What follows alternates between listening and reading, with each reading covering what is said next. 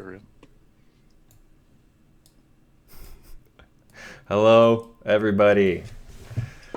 Welcome to Backyard Sports Online Opening Day Extravaganza. I will be hosting along with Toast, the host with the most. My name's Jibbo. We also have here today Lil Cat or Lil Toon Cat, who developed the online software that he can explain way better than I can. And then we also have Nick Merkovich, the creator of Backyard Sports. And we will have Derek and Jordan Helwig on as well. So first off, Nick, how are you doing today? Oh, I'm doing pretty good. Pretty good. Excellent, excellent. And Toast, how about you? Well, thanks for having me. This is super exciting. Yeah. Excellent. Little Cat, how's everything going? Feeling pretty good. Thanks for having me here. Absolutely. So, just as a little icebreaker, Nick, I have a question for you. All right. In backyard sports, you have those ratings, right, out of 10 for baseball. If For you baseball, yeah, were right. if you were in a 12-year-old or 10-year-old, I guess, however the age, and you're on the playground, do you have your stats as a baseball player? And we can go down the list. So for So this would be at me at that age. Yeah, like rating yourself. Absolutely. What would you give yourself? Oh boy. Yeah, I was pretty much the bench warmer. So, like, let's see, what is it? Yeah, Running, go I ahead. guess, Feel or free to start. batting is Running. Running, I was pretty good. All right. Maybe not base running, but running from one place to another, I'm pretty good. Knowing when to run, probably at that age, I probably wasn't all that great. But yeah, I would give myself, I'm going to say a 6, maybe a 7 on that. Okay, we'll go with Yeah. a 6 then. Yeah. Yeah. And then for batting, For batting, man, they would my coach would always just give me grief about putting basically backing out of the plate every time I swung. So yeah, I'm gonna give myself a 4. all right, But when all I right. played backyard, like if I was playing wiffle ball, Right. I'm like a 9. But like if it's like real baseball, little league baseball, Yeah. I was not that great. No, I could never hit either. It's No. very challenging for me. And then I guess there's pitching and then fielding. So with pitching, I always Pitching just, it also goes with arm kind of stuff, and I didn't have a bad arm. I never pitched that well though, but I could. I played a lot of third base and outfield, so I was able to get the ball in. So yeah, I'll give myself a 6 again on that. that's pretty reasonable. And then finally, I Yeah. guess, or did you just say fielding? And then what's pitching then? Well, that's what I was saying. Like the pitching part, that would have been more like the 6. The fielding, I was pretty good with the glove. If so, I'm gonna say 6 again. So I Nice. think yeah, I'm not. All right, that's a 6'4", 6'6". That's not too bad in Yeah, this league. well, I mean, I might be a little bit better than Ronnie Dobbs, but not much. There's a lot of Ronnie Dobbs praisers in the group. A Yes. lot, he has Oh secret no, power. yeah, the We, guy he's we have some actually Ronnie Dobbs secretly good. supporters for sure. Really good. All right, so I'm gonna jump into showing online play real quick for our viewers right now. Looks like we got a bunch of people in the chat. I love that for us. I'm really bad at hosting these streams, so I apologize if this isn't the most smooth transition, everybody. We'll get there eventually, I hope. While we're doing that, I just wanted to ask Nick if you could just talk a little bit about just like groundwork of backyard baseball, sort of how you got the idea for it and developed it, just Right. kind of how like a quick version, just to sort of get everybody, if they don't know for some reason, if they're watching the stream, Right, what it's all right. about. Um,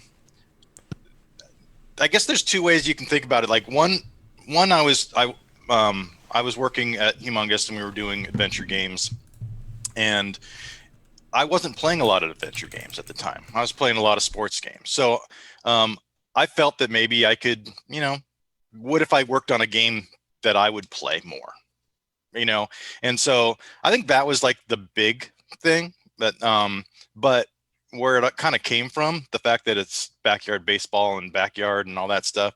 I grew up with, I got 4 brothers we were a military family. We moved around from state to state, country to country. And one thing that every place had was a neighborhood with kids, and we always played touch football in the street, or the Nerf stuff. We played a lot of wiffle ball, and then baseball, and playing baseball with a tennis ball, things like that. Anything you can bean people with was always a fun game.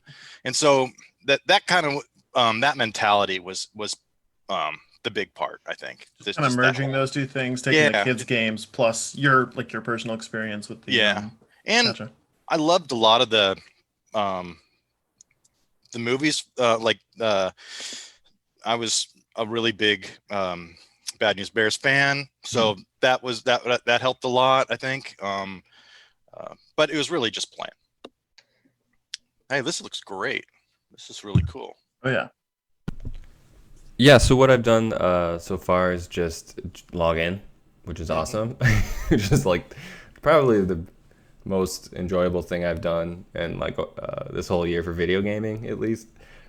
Because when I grew up, I didn't really have an email address, and online play just didn't exist for me. And then finding out that it can happen again is quite incredible. So right now I'm just going to call Nate Tastic, who I told to hang out in this medium lobby, which is Mediumville, and Dogwood, which is 3-inning games. So there's a bunch of different game modes. Nick, do you remember at all, like, developing these ideas with the different rule sets?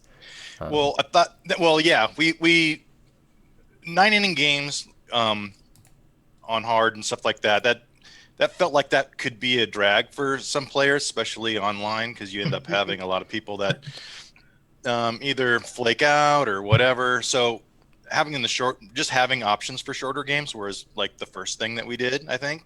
And then we kind of just, looked at some of the other stuff. Do we want to have changing the difficulties and stuff like that? But yeah, we wanted just to make sure that you could move around, and we didn't want to give it to the player to pick, that we felt that was they might feel bad that they picked something and nobody else wanted to play it, so yeah, just that's go in really and find smart. something. Any suggestion on a team name right here I should pick? I've got the Crazy Hornets right now, so Crazy Hornets is a good one. all right, we're going with the Crazy Hornets. You never want to deal with a Crazy Hornet. All right, so Where's the Mountain Heads? I'm joking. So we have first pick here. Who do you think I should grab here? Pete Wheeler or Pablo Sanchez? That's the big debate, essentially. Are we Well, there's some pros you can get too, right? That are pretty darn good. Or are you just playing all? I like to switch it up. I like to have half and half about. Looks like people are saying Pablo. I think that is a correct choice. He's the iconic. I think everybody knows Pablo Sanchez is up there with Mickey Mouse in my mind. That's a good comparison. Never thought of it that way before. Absolutely. I vote for him for president pretty much every year. Probably Same. a lot of people with that name. Let's see. All right, second pick. Who we thinking? Toast. You get to choose for this one. Hold on here. Can you guys hear me? Yeah. Yeah, I can hear ya. Sorry, I got two different mute functions here. I'm good? Yep. Yeah. Okay, cool. Yeah, you're good. Let's see. Oh, I don't know, man. I was always a huge fan. I mean, I'm a Twins fan. I feel like Marty is not a. Oh yeah. We should Gotta go go with Marty. him for a second pick. But also, I was a huge fan of Vladimir Guerrero. Yeah. Both in real life and in all the backyard games. Yeah. So I would say one of those two. All right. Well, that's not really picking one. So I'm just gonna go. Go Vlad. Well, it's too late now. We'll do right. Marty. Yeah, there you go. Let's see who Nate picks up. He's the. I gotta Brewers, represent the so Twins, man. Nate's looking around. It looks like he's gonna be a tryhard and try and stomp me in front of everybody. Should. I don't blame her. Blame him. That's right. Well, I'm trying to remember my picking Oh, strategies. Sean Green's a good choice too because he did actually respond to us. Sean Green did.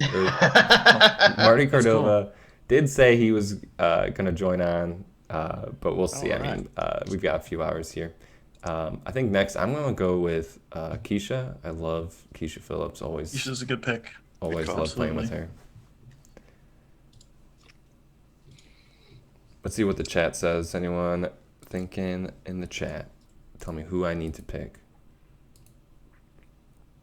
Ahmed, wonderful. Well, we have to block the Amir pick eventually, I think, right? yeah. That's the strategy. But I'm going Jose Canseco.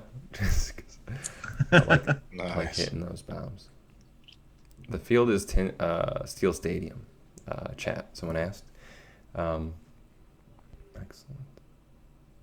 Nick, did you ever meet any of the MLB pros? No, but I know a lot of people from Humongous ended up meeting them as we kept going. Mhm.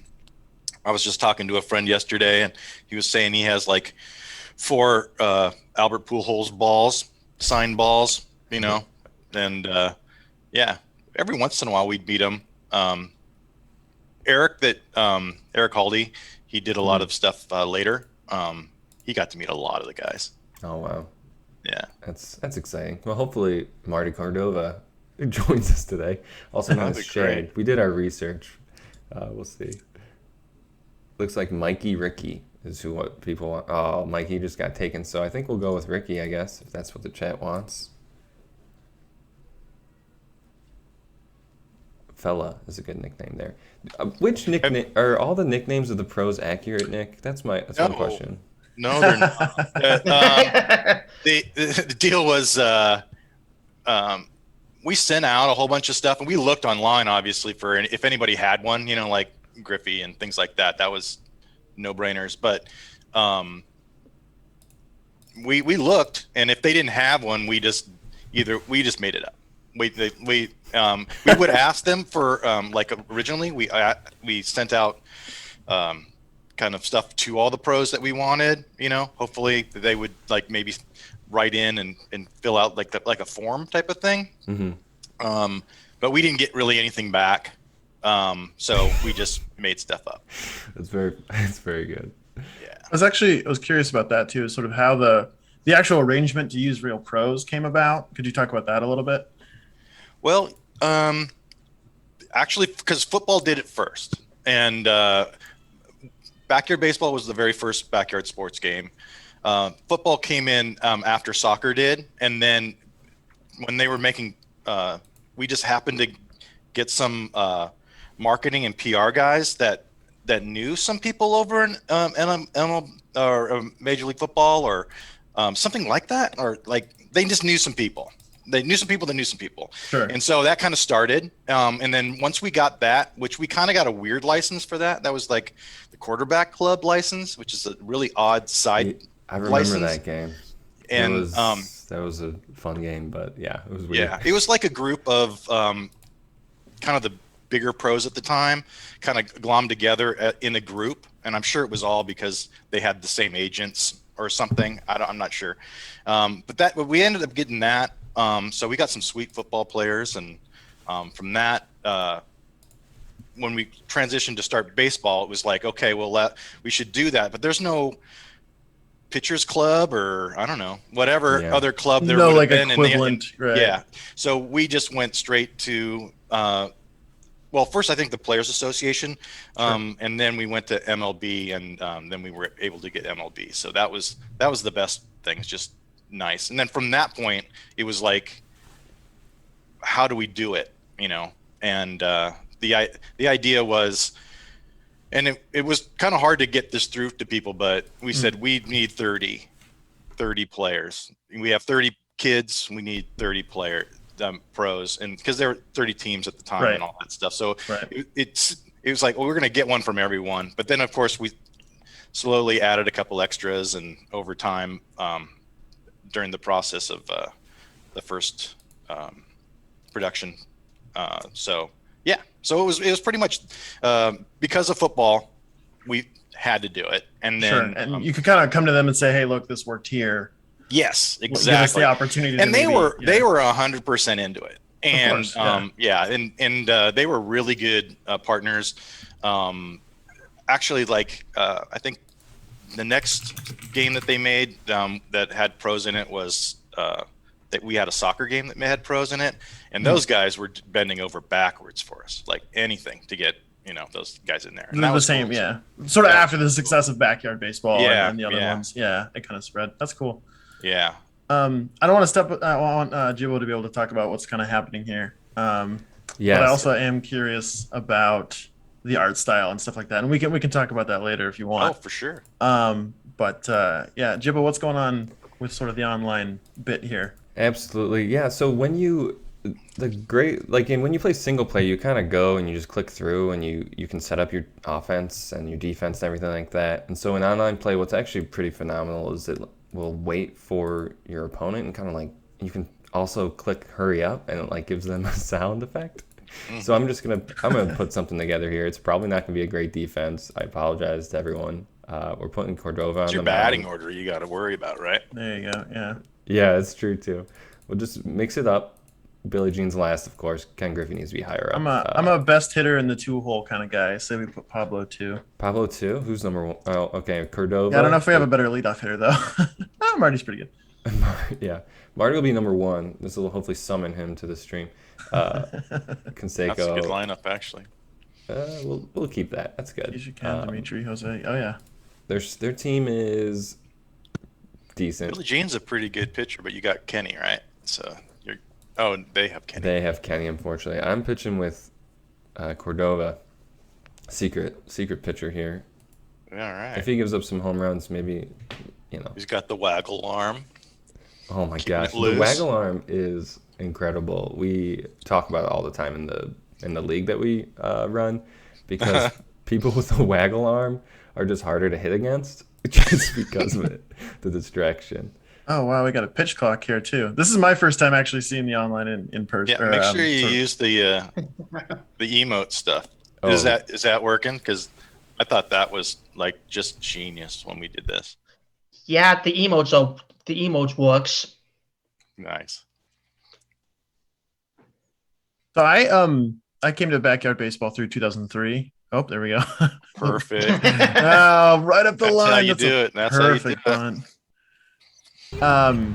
I came to 2003, so I never played online. So this is really interesting. So the emote stuff is just kind of like obviously what you have now in whatever online baseball games you play. You can communicate with your opponent essentially, troll a little bit, etc. Right, and I think that's what I thought was the coolest part about this thing is like you got this the icons are it's positive you, positive them, right, and negative them, negative you. Yeah. But almost every situation it sounds right, just because it's either you're being really cool and saying yeah that was a really good thing, or you're being ironic.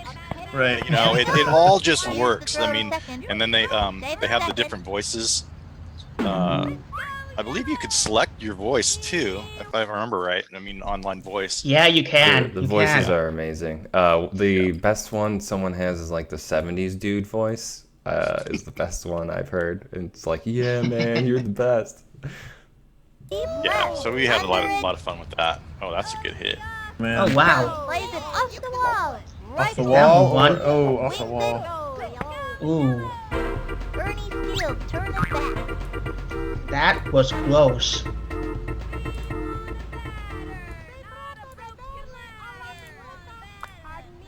Rewind, roll it. Pop fly. It's tough if you can see your stream. You can see where you're pitching. Yeah. You got a little- Yeah. Oh, that's a good catch by Ricky there. That's a really good catch. You got a pretty tall infield. That's it's gonna take some stuff to get by them. I like that you put Pablo at catcher. That was my thing. I'd That's always awesome. put him as catcher. That or I'd put Pete there. We 'Cause, He'd yeah. run out those bunts. That is the key, and I like how you talked about the height too, because over time we've had seasons or whatever, somewhat competitive, I guess. It's mostly for fun, but Sure. we draft players throughout, like every single player that exists, including the generic kids like Chico Papas and Star Moonbeam. I'm getting absolutely Oh, hammered wow. here, sorry. And the one thing This we're is a tough finding field out. to play in. is how valuable height is. Like the tall kids are just so much more valuable. Height and speed, you can't teach it. That's what they say. So yeah. I'm gonna try and throw some inside pitches here, try and force him into a bad play. Mikey's gonna take a year to get to second base. I think we're good. There you go. One. Okay. Didn't need it. See, much like in real baseball, I forgot the number of outs, which is why I didn't play very well. I was curious, actually, Nick. Yeah. Sort of through our league, we've discovered some really talented people have come up with sort of like hidden stats, quote unquote, and it's kind of like the underlying numbers. Was that something? Right. I mean, do you know how that works, or was that like? I just hidden be curious stats to hear as more far as about, like eye and aim and those kind of things. Yeah, and stamina and things that aren't what are the names of those? Necessarily in the baseball, the pure baseball stats. Let me see if I'd have to go and see if I have any stuff anymore. But yeah, basically everybody had an amalgam. Their stats were an amalgam of other stats. So people would like, let's say the base running one, that's usually just speed, period. That wasn't that crazy. But batting was like multiple stats together. They had like power. Sure. They had eye. If you look at it, like certain players like Pablo have like a really good eye, and they'll have that circle will be really tiny. That's where that like comes smaller, from. Yeah, that's where that comes from. There's contact and then power. Like I think those were like the three batting ones, as well as right-handed, left-handed, switch, that kind of stuff. That's all. Sure. That's there too. But sure. But yeah, every pretty much all of them have it. Like we had, because you ended up getting Canseco, right? Mm-hmm. Do you remember that play back in the day where he bounced it off his head over and it became a home run? We were I was trying to make those attributes in there, like for that to actually happen. So like he would have like a 100% eye, so he would get he'd see a fly ball and he'd know exactly where to stand, but he might not be able to catch it. Like, and that was kind of the thing that we were trying to do. Like, that's incredible. Yeah. So we had like little things like that. I mean, a lot of times it was just, we just wanted to make it interesting between the kids and different, sure. But it wasn't, we didn't have like that idea about everybody. We aren't going to like make so-and-so play the specific way. But, sure. The Canseco thing was just let's see if we can match this real life. Yeah, because we have these attributes. Yeah. Is like, can we do this? Yeah. Can we do this? I think but there was also some interesting stuff that we could do with because the height is a big deal, yeah. Speed was also a big thing, and also just like arm strength and stamina kind of stuff. Mm-hmm. Those were big. Like arm strength and stamina is what pitchers it's all about, pretty much. Right. But every pitcher also had an attribute for each pitch. Yeah. So you could be very good at the slow ball or the changeup, I guess is what the real people call it. But but we called it the slow ball and the hooks. I do have a question about that. Someone reverse engineered the game, and so like they stored, or I guess you and the team stored all the values in an array, and we were able to kind of get the just like reverse engineering, figure out like what does what, but we had to come up with names for them because right. And so we had one called Game Sense and one called Focus, and we think Focus has to do with when they're like kind of playing around in the field. Is that accurate? Right. Yeah. I think you could. I believe that you're 100% right. Like if you have those numbers near you, because like look at Kimmy Ekman's, right? And there's a couple of the girls that will just doze off and go, and so yeah. Sort of that sure sense when you hit like a ground ball to somebody and they just don't even move towards it. Right, or how fast they move to it. There's an aggressive stat, and that might be one of them too, though. So that is in there, yeah. Yeah, Pablo has a massive aggressive, is massively aggressive, right? And so that's almost why you don't put him in the infield, because he's just going to run into somebody else and try to catch it. Mhm. But it doesn't. Usually that works in your favor. But thrown sometimes out from center, not quite. No, Dimitri's got wheels. That actually, I have a follow up question on that, specifically regarding sort of the generic players. Was that once you sort of had the roster of the backyard kids and then the pros down? Was that random, or did you try and fill in gaps with those kids? With the pros or with the kids? Well, I'm talking about the actual generic players. So the ones that fill in the rest of the rosters. I guess I'm curious about your philosophy or your goal with those kids.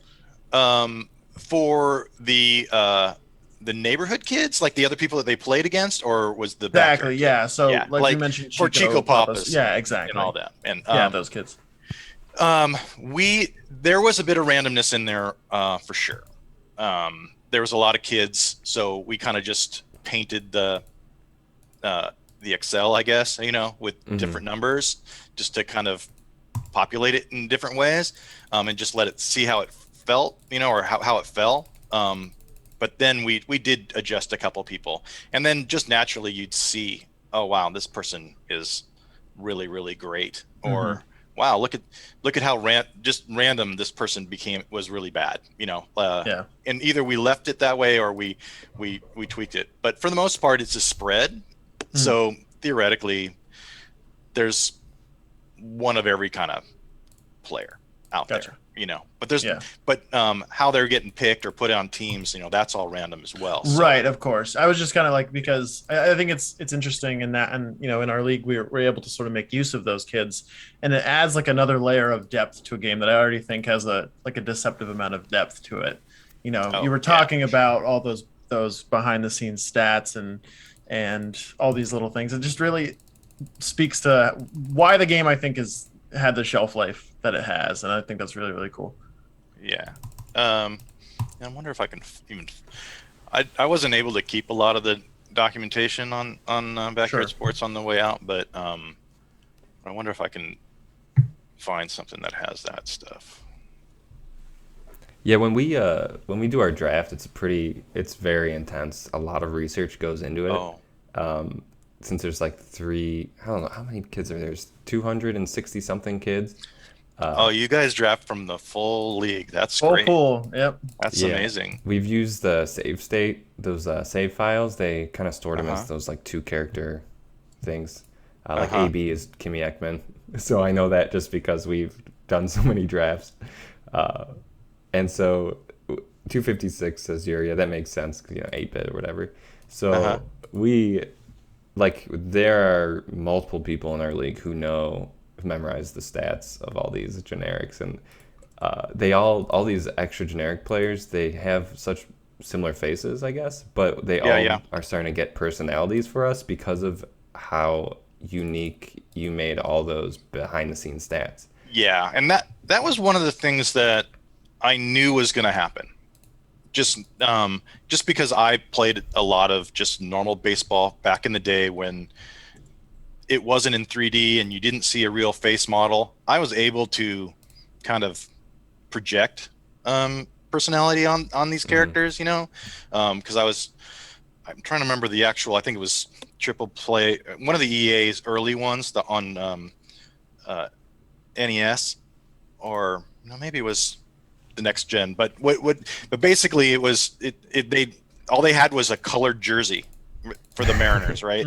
And they didn't have any real anything else but little Joey Cora. That's what I would always call him. Hey, look at little Joey Cora, he's doing that thing, and he's not any littler than anybody else on the team. He didn't do anything, but I just projected all that stuff onto him, knowing obviously the actual player, and then just how I played with them, and I would get all excited when little Joey Cora would get up to bat and all that stuff. So I knew it was going to happen. I knew it was possible. Yeah, it definitely did happen with us. And we started the league. I wasn't in the first season. It was a group of people from the subreddit. And it started with, I think, 8 people as a little experiment. And then it grew from there. And now we easily get to the full 24 teams drafted each time. And I think people get kind of addicted to those characters and the personalities that we create from sort of some of the blank faces, but they play so uniquely in the field. And I mean, you really nailed it with this game, and it stood the test of time. 20 years later, Brunel. Yeah, I mean, it's certainly wasn't just me. I mean, Mark and Rich, they did so much to, like, they did the first backyard baseball. I was just kind of a fly on the wall for most of that, and then obviously I got to be a lot more involved in this one. So and in football and things like that. So it was great. Mm-hmm. Yeah, but yeah, I know what you're saying. But as far as just like trying to come up with that stuff and building out the attributes and creating all these kids,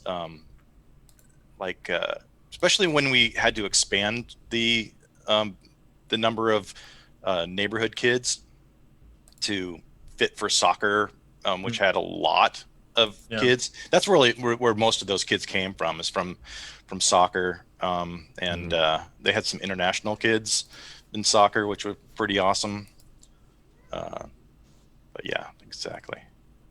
That's see if I can find one of those. So there's a bunch of names that we think are incredible for the generics. Yeah. Oh yeah, for sure. The naming conventions. I don't know how you did it, but I want to know if there's any background to guys like Jose Meisenheimer, or any good other good one. Star Moonbeam is like a classic. Star Moonbeam. I think Marcellus Marx is a great name. Yeah, Marcellus Marx is good. Let me see if I'm seeing if I can find. I know I have a list of those kids Esmeralda somewhere. Hyman. Giuseppe Prochaska. Well, you know what? Mark and Rich have a very good sense of humor.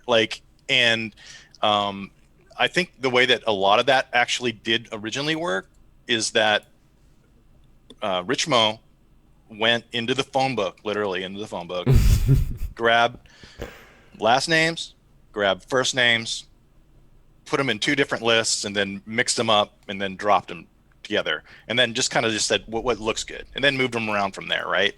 Mm-hmm. So it's quite possible that Rich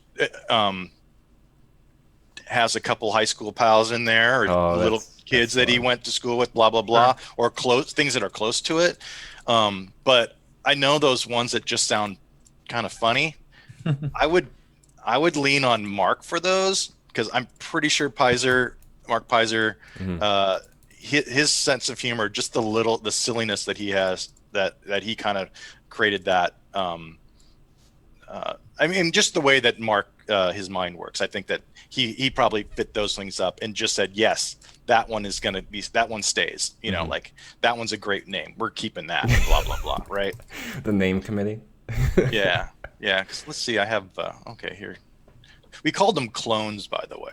They were all clones. I have Derek and Jordan have a podcast, Tin Can Alley. I'm not sure if you listen to it or anything, but they have a really good few episodes about cloning. And I want when they jump on, I definitely want to see if they have a couple of questions about that for you, because I think it's thrilling what they've come up with. Oh yeah, Bobby Bullgreen.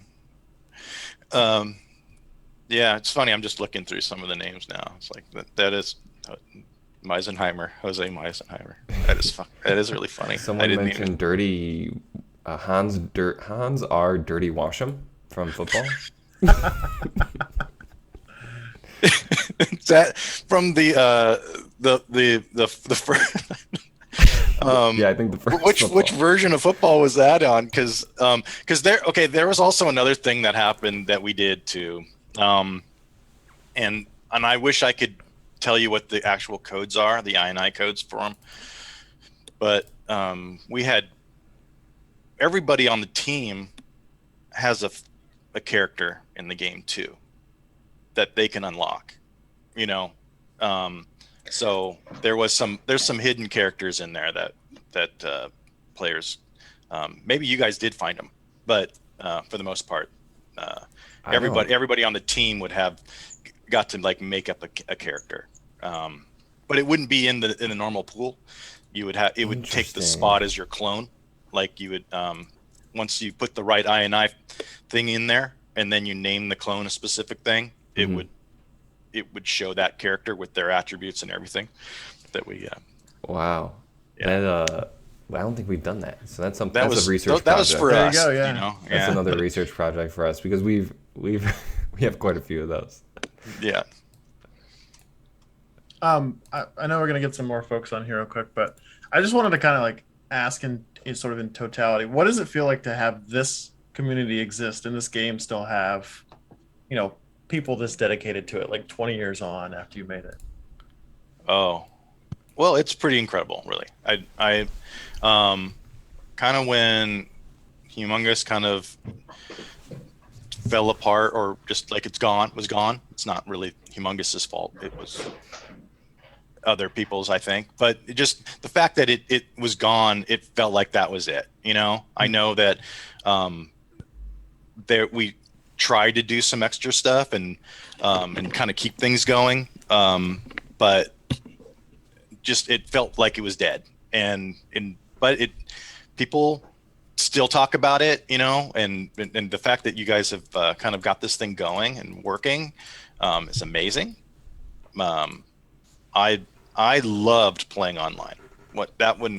I was playing pretty much every day, 2 hours a day, while it was going. I loved it. I don't know. It's tripping me out a little bit, to tell you the truth. That's awesome. Well, I just want to thank you personally, because this was like my childhood personally, not the online bit, but the game as a whole was huge for me. And I'm sure every single other person who's watching this or involved in this in any way could probably say the same. So. Right. But I mean, obviously it wouldn't have, if Ron Gilbert didn't just say, yes, we're going to be making this, and Ron, Rich and Mark took the lead and just cranked it, kicked it out of the park, or whatever it did, hit it out of the park. I guess that's what I say.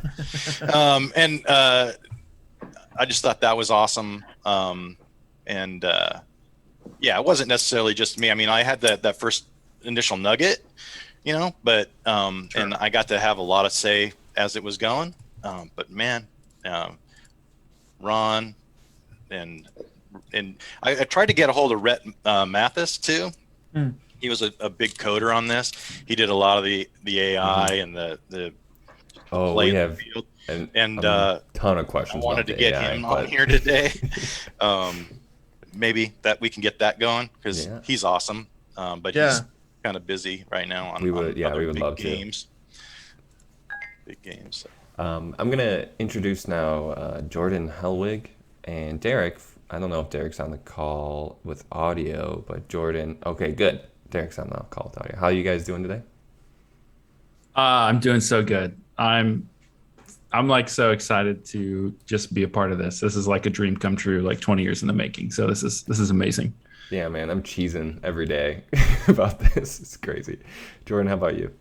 Yeah, similar. Thank you, Derek, for going first. I thought we were going to have one of those bad podcast moments.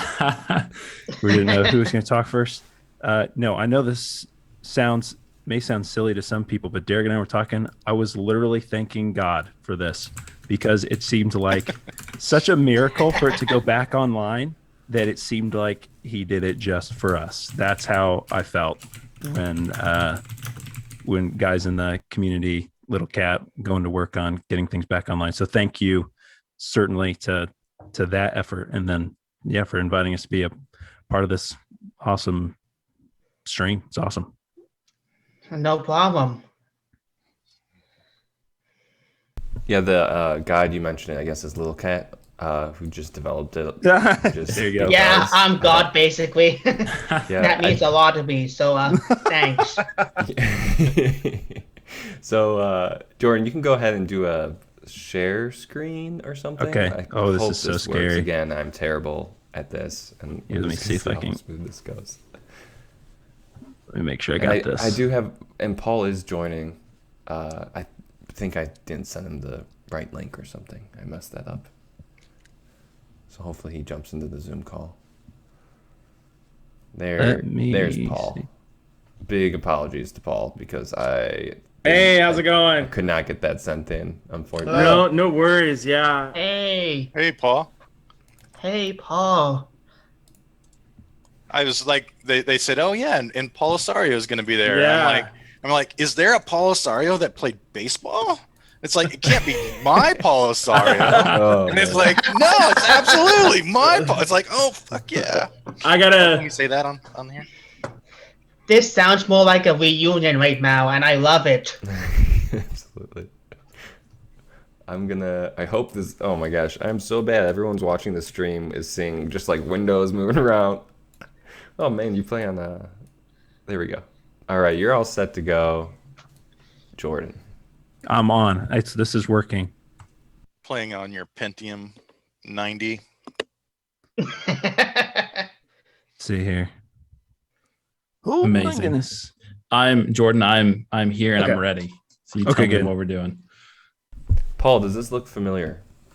Oh boy, does it, man! All of this stuff. Yeah, it's just bringing back so many memories. I mean, when you pinged me earlier and I saw some of this, I was just like, man, this was so special when we did it. It was, I don't know, I feel like it was almost kind of ahead of its time. Hey, can we stop on that mountain air and wilderness? Sorry, Paul. But Yo, no worries. like, Yeah. Mountain Air is where I grew up, and that's where me and my family grew up. Wilderness is also where I grew up. So these are both like if you go to Olympia, Washington, Lacey area, you will find a Mountain Air, and you will probably find my dad somewhere. And then you go to Wilderness, and you'll find my brother. And that's those are actual neighborhoods that I grew up in, and we kind of did that around. Like if you flip to the other parts of the screen, those were either amalgams of other people's neighborhoods or like actual neighborhoods. Yeah. Oh yeah. For sure. Do they play a lot of baseball here, though? They play a lot of baseball in those different places. Oh yeah, yeah. We had our side yard for wiffle ball was epic. It was the best side yard, baseball side yard. Period. All right, looks like Jordan and Derek are calling one another on their landline telephones, which a lot of people who are playing this game now probably don't. I know. recognize. What is that? What's this? Yeah. It's dial-up. Dial up. It's a reminiscent Sure. of dial-up. Absolutely.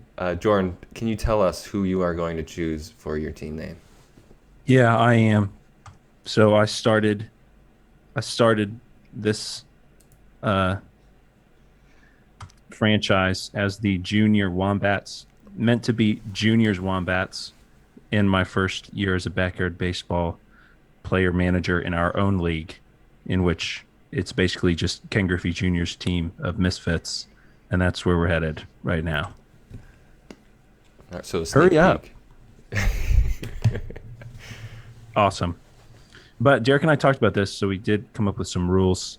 Oh, I picked second. So first of all, we know that this is going to be Marty Cordova versus Jeremy Burnitz, as it ought to be. As it should be. And then we have to pick guy girl. Those are our rules. Yep. That's very much in the spirit of backyard sports. Absolutely. Absolutely. So I have a lot of questions for Nick and for Paul, and a lot of my big questions are around like the background and the lore of the game. If that was something that you guys thought about or put a lot of intention into. I know you said like the neighborhood is based on your home neighborhood, but I was just curious about if you had any like other things about how the actual backyard kids came to be, or the neighborhood that they exist in, because we kind of came up with some ridiculous theories around those things. I think that's what you should do. You should definitely make up your own too, because I think everybody that worked on it, they made up their own stuff too, and some of that stuff kind of bled into the game. But when Rich originally made these characters, some of them are based on people. A lot of times he's just not going to say. Doesn't want to embarrass anybody or say, and because I'm pretty sure I'm in there somewhere and they're not telling me who it is. Oh shoot, we have a issue. Darn it, let me get back in the Zoom channel. Like for the twins, That's like for sure. We understand that is Richard Moe's wife that he ended up marrying, or girlfriend that he ended up marrying, and her sister.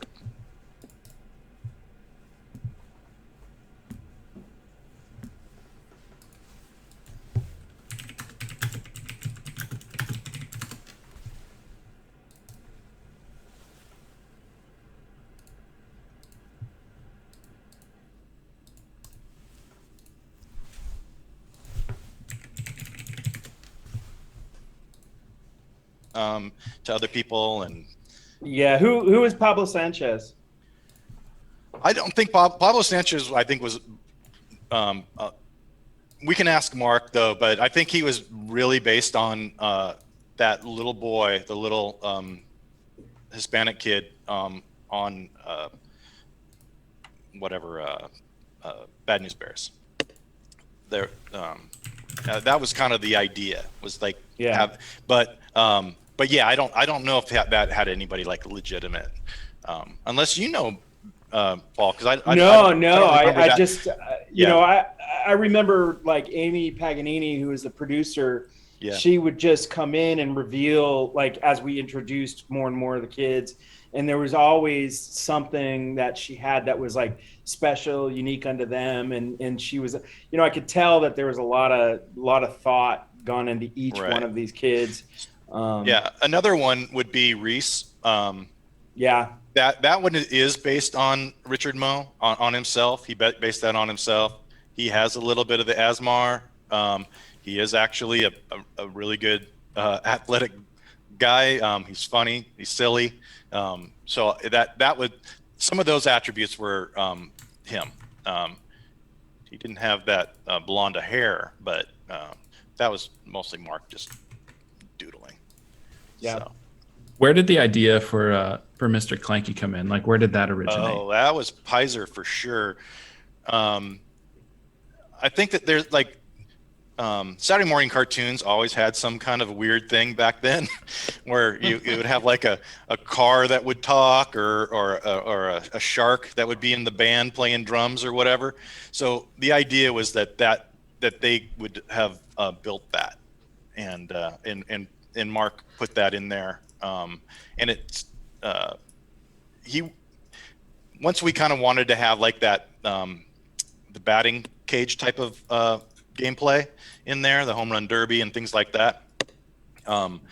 He built that for that specifically, mostly so UI wise, you didn't have to pick a pitcher and a batter. You can just go and pick a batter and go in.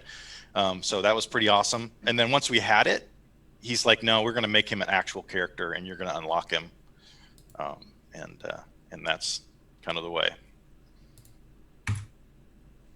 Incredible. Yeah. Love it. Yeah. He was built by the kids. Okay, that's really interesting because so Jordan and I, we have a podcast and we've speculated on some ridiculous theories as to the whole existence of the universe.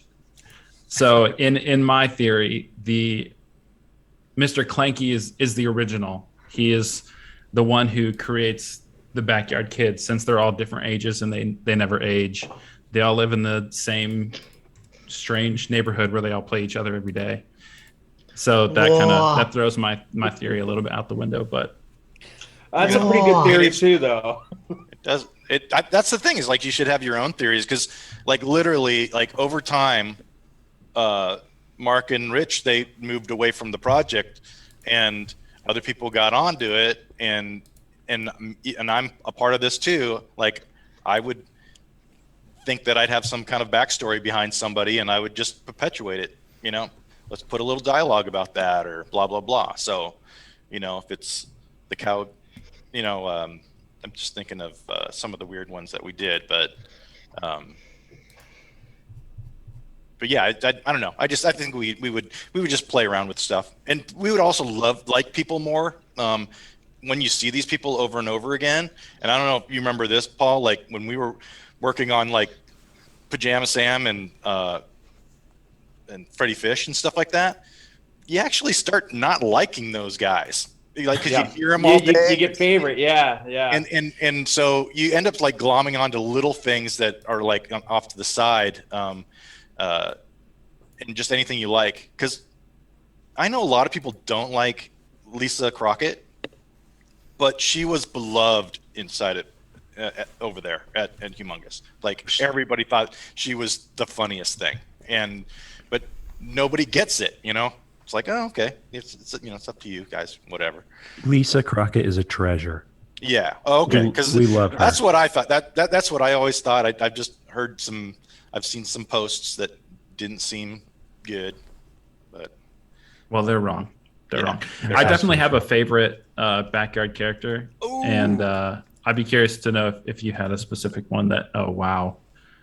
Wow. All right. Yeah, I'm trying to stay Wow. focused That's on rough. the That's conversation, That's but I'm incredible. also It's I'm how to out to play. win. Wow. I really want to win. Good. What are you guys betting on that? Are you betting on this like winner is the better brother or Yeah, that bet's Oh, been settled a long time ago. yeah. So the thing Ruthless. here though is like we played like part of one game during testing, but we didn't even finish it. Like we ended it in a tie. This is our first official full game in online play, and yeah, nobody's won yet. So this will settle a lot. I haven't seen any power ups. Was that one of the things that you guys picked? Was it We were in. What did we pick? Are we in Wilderness? I think we're in Wilderness. I think so. I don't think there's a restriction on power ups in Wilderness, Yeah, I but didn't think so, but we just haven't done anything notable yet. So sorry. yeah. Let down. This is I all do kind see- of a new experience for us, obviously, but Did you guys play online back in the day? No. Oh, okay. No, Yeah. I Not at wish. Yeah. Yeah, you guys probably weren't. Who introduced you to Get this? out. I mean, somebody had to have like shown it to you, or did you just stumble on it later on? who, us specifically? Yeah. Yeah. Yeah. So Jordan, I think was. Oh my goodness, this is not going well. Come on. Going for it. Under the tag. I can't So talk and play at close. the same time and expect to win. Yes. No, we were both. We didn't have internet access at our house when we were younger kids, and I think Jordan was the one who originally asked for backyard baseball for a birthday or something like that, and I think that's right. Well, the thing is, I remember seeing it in the Best Buy catalog. That it was not a word of mouth thing. Like I didn't have any friends who had it. I was just like, this looks like the greatest game ever. And I was telling my dad about it. I don't remember if it was a birthday present or if he just got it for me. Picked it up. But I remember the Yeah. moment he came home. He surprised me. He just stuck it in front of my face, didn't wrap it or anything, and I was ecstatic. And we played a long Every long day. time. Yeah. Every day. Yeah.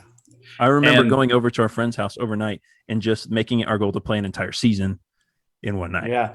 Ah, why am I swinging? That was power a with Wayne? that was a tough thing to get through. I think I kind of pushed that seasons through and made sure that happened. That was like one of the things that I felt stats and seasons were like a big part of playing sports games. I thought yeah, at the that time. makes I mean, a ton yeah. of sense. With, And sorry. we really it wasn't going to be a thing. We weren't going to. They didn't want to do that originally, but I kind of forced that down their throat, and I don't know. That's the part I liked. I just having that season where everybody on your team except for one player goes 1,000. You know, it's 1,000, and that you want to do that. It's like you're closing the app if you get out. Yeah. All that stuff. I love that. I think baseball specifically is a perfect game to do stats for, because it's such a big part of the game in real life. And so Yeah. I Yeah. personally appreciated that as like somebody who, tracks my own super mega baseball stats. And, we track all the stats in our league for all the players. And it's just great to be able to say at the end of the season, like, oh, look at Jay Green hitting 37 homers or whatever. It really adds to it. And I really enjoy that part of it. Yeah. Paul That's knows dirty. stats. That's for sure. Yeah. When Well, we what's were interesting is working at that other company, you had to actually do real stats. yeah. Personal So yeah, the other company that has HE as Yeah. its moniker. Yeah, for sure. They, like a lot of what's interesting is that when I came to Humongous, it was in between the original Backyard and then them wanting to introduce the network play, the Junior Sports Network. And so there was already a lot of the game, you know, just already made. And it's really, we were just bolting on the online play. And it was, you know, this game, it's just, I mean, it's really, I mean, I don't know about you, Nick, but it's really followed me in my career in a lot of ways. I mean, there's been times where I've interviewed at companies and the first question I get is, hey, I see you worked at HE and that you worked on the JSRN. Tell me about it. My kids play that software and that's, you know, the reason you're getting an interview. It's like, okay, all right, what do you want to know? I'll tell you. Yeah. But yeah, it's like, you know, it's weird because I you know, I remember, you know, even like the control gameplay, Rich Mo and I think it was I think it was you, Nick. We got in a car, we drove down, we bought all the regular, you know, baseball games just to check out how their controls were used, because even though this was a kids game, you know, we wanted to do something besides keypad. And so we needed to model like what kind of controls we were going to use to implement this. And our research was just going to buy the other games and just looking at how they interact. And I just thought that was, I mean, it was just incredible because there was no limits on our creativity. Like nobody was forcing specs down our throats or that it had to be a certain way. And I can't convey to you how much of this game, at least that I participated in, was really about the creative people iterating together and just saying, this is cool, this isn't cool. And just, you know, nothing was prescribed.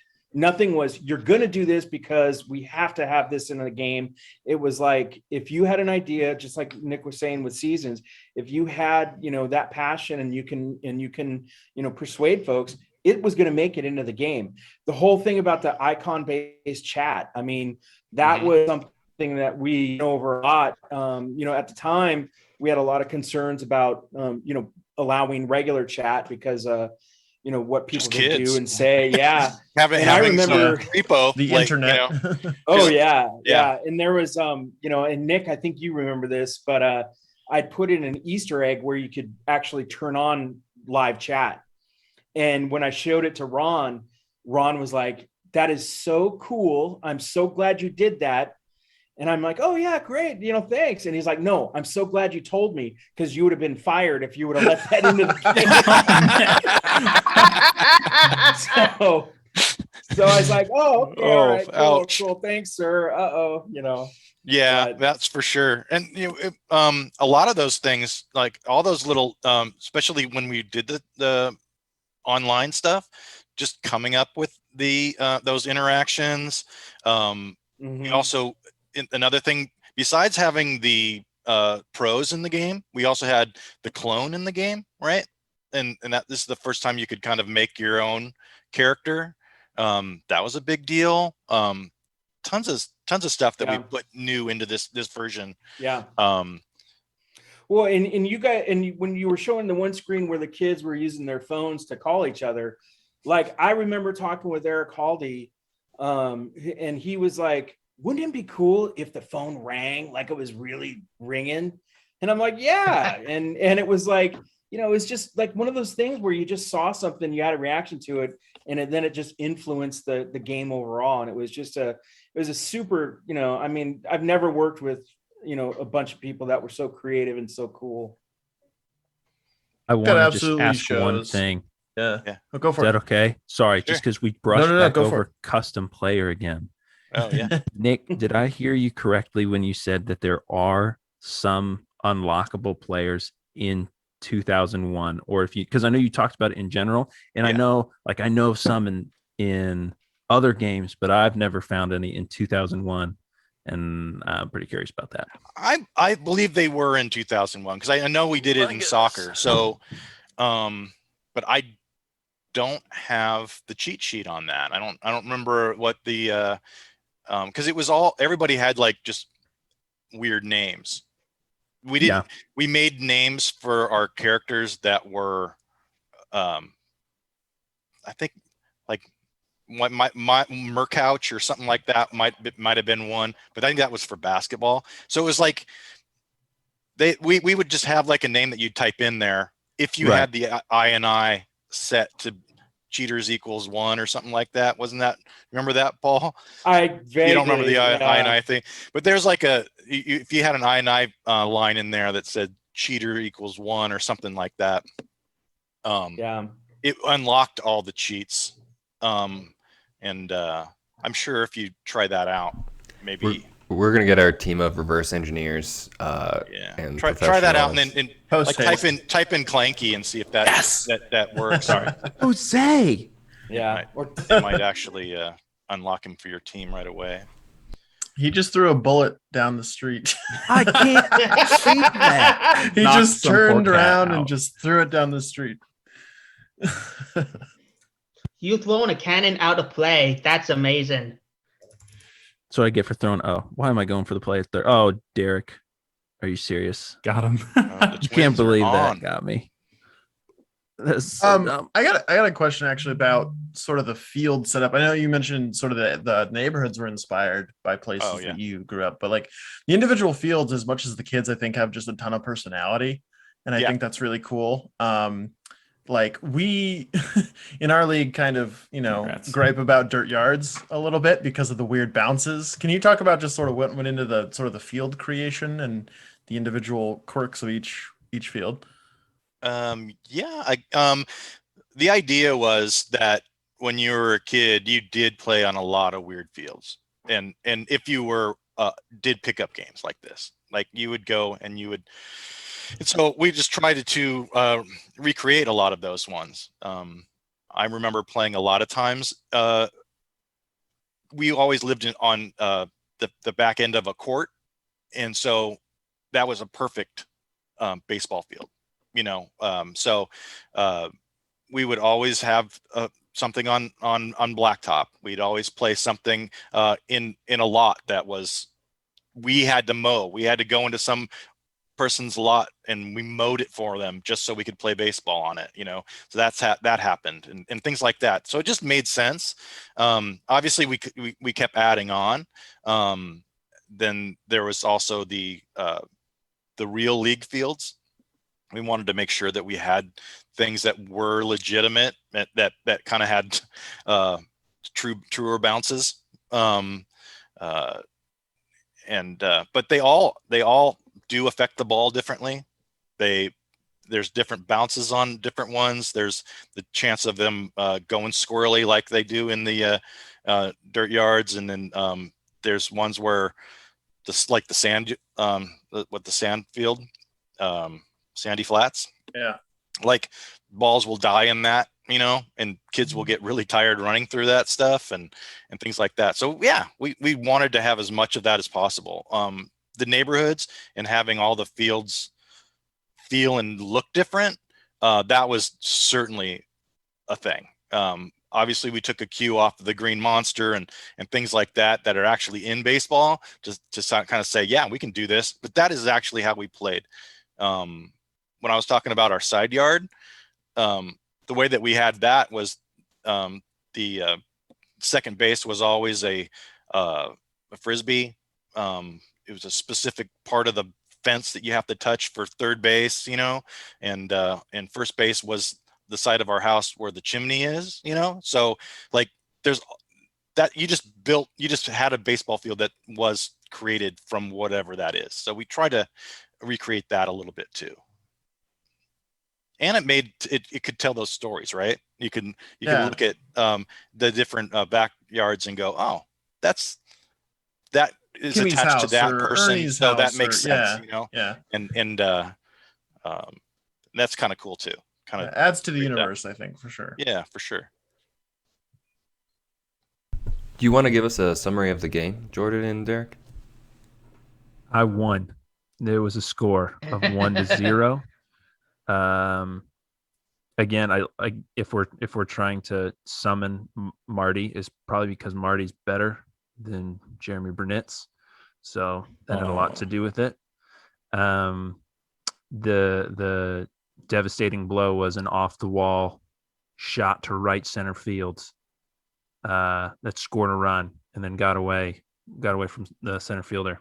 Bad bounce. Jose Canseco, best batter in the game. And thought that was so funny because, Nick, when you said that about his what I guess we've been calling vision, or you called eye, where you were trying to kind of force the opportunity anyway for him to be under a ball but then hit off of his head, which has the effect at the plate of making him an incredible hitter. So I was glad to find that out later when all of those under the surface stats were released and I had Jose Canseco on my team. I felt justified. I knew all along that Jose Canseco was a great hitter, and now I knew for sure I had hard proof that was true. So I do want to give a quick shout out to Visery from the community, who did a lot of work to find and reverse engineer that.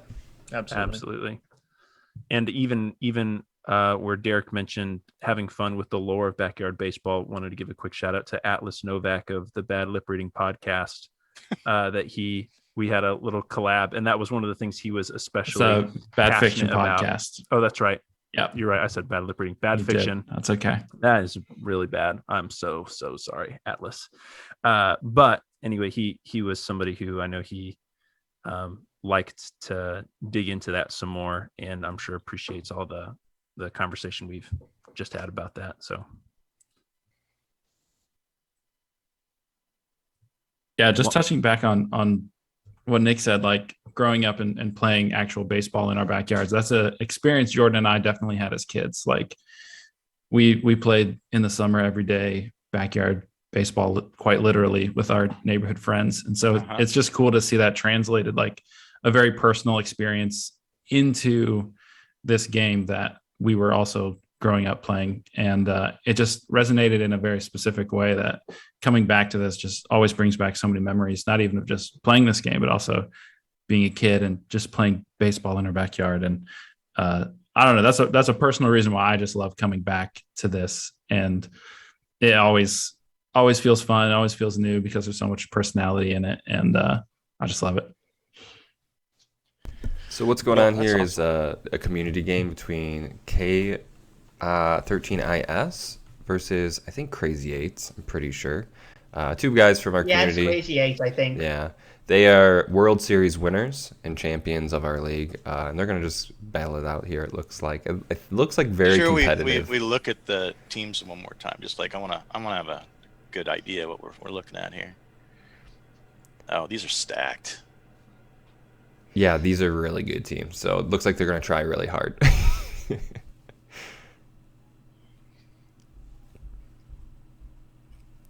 Pablo at center. He's that's a good spot for him, Pablo, if you're scared about his height, for sure. Height at first base. Got Randy Johnson on the mound, who's just going to be really tough to hit against. Yeah. Delvecchio at catcher could be a liability. He's a little bit slow. I think even as we're doing this, part of the thing that makes me excited is just how fun it'll be to stream games and to watch streams. I know that before, for some of our games, when we were just comparing run differential, we pieced together some of the recordings and then try to do some commentary and stuff, and it was kind of fun. But just getting the opportunity to now having online play 20 years after it was created, and then the changes in the accessibility in the platform now to kind of watch a backyard baseball game and pretend like it's a broadcast, I think is fun.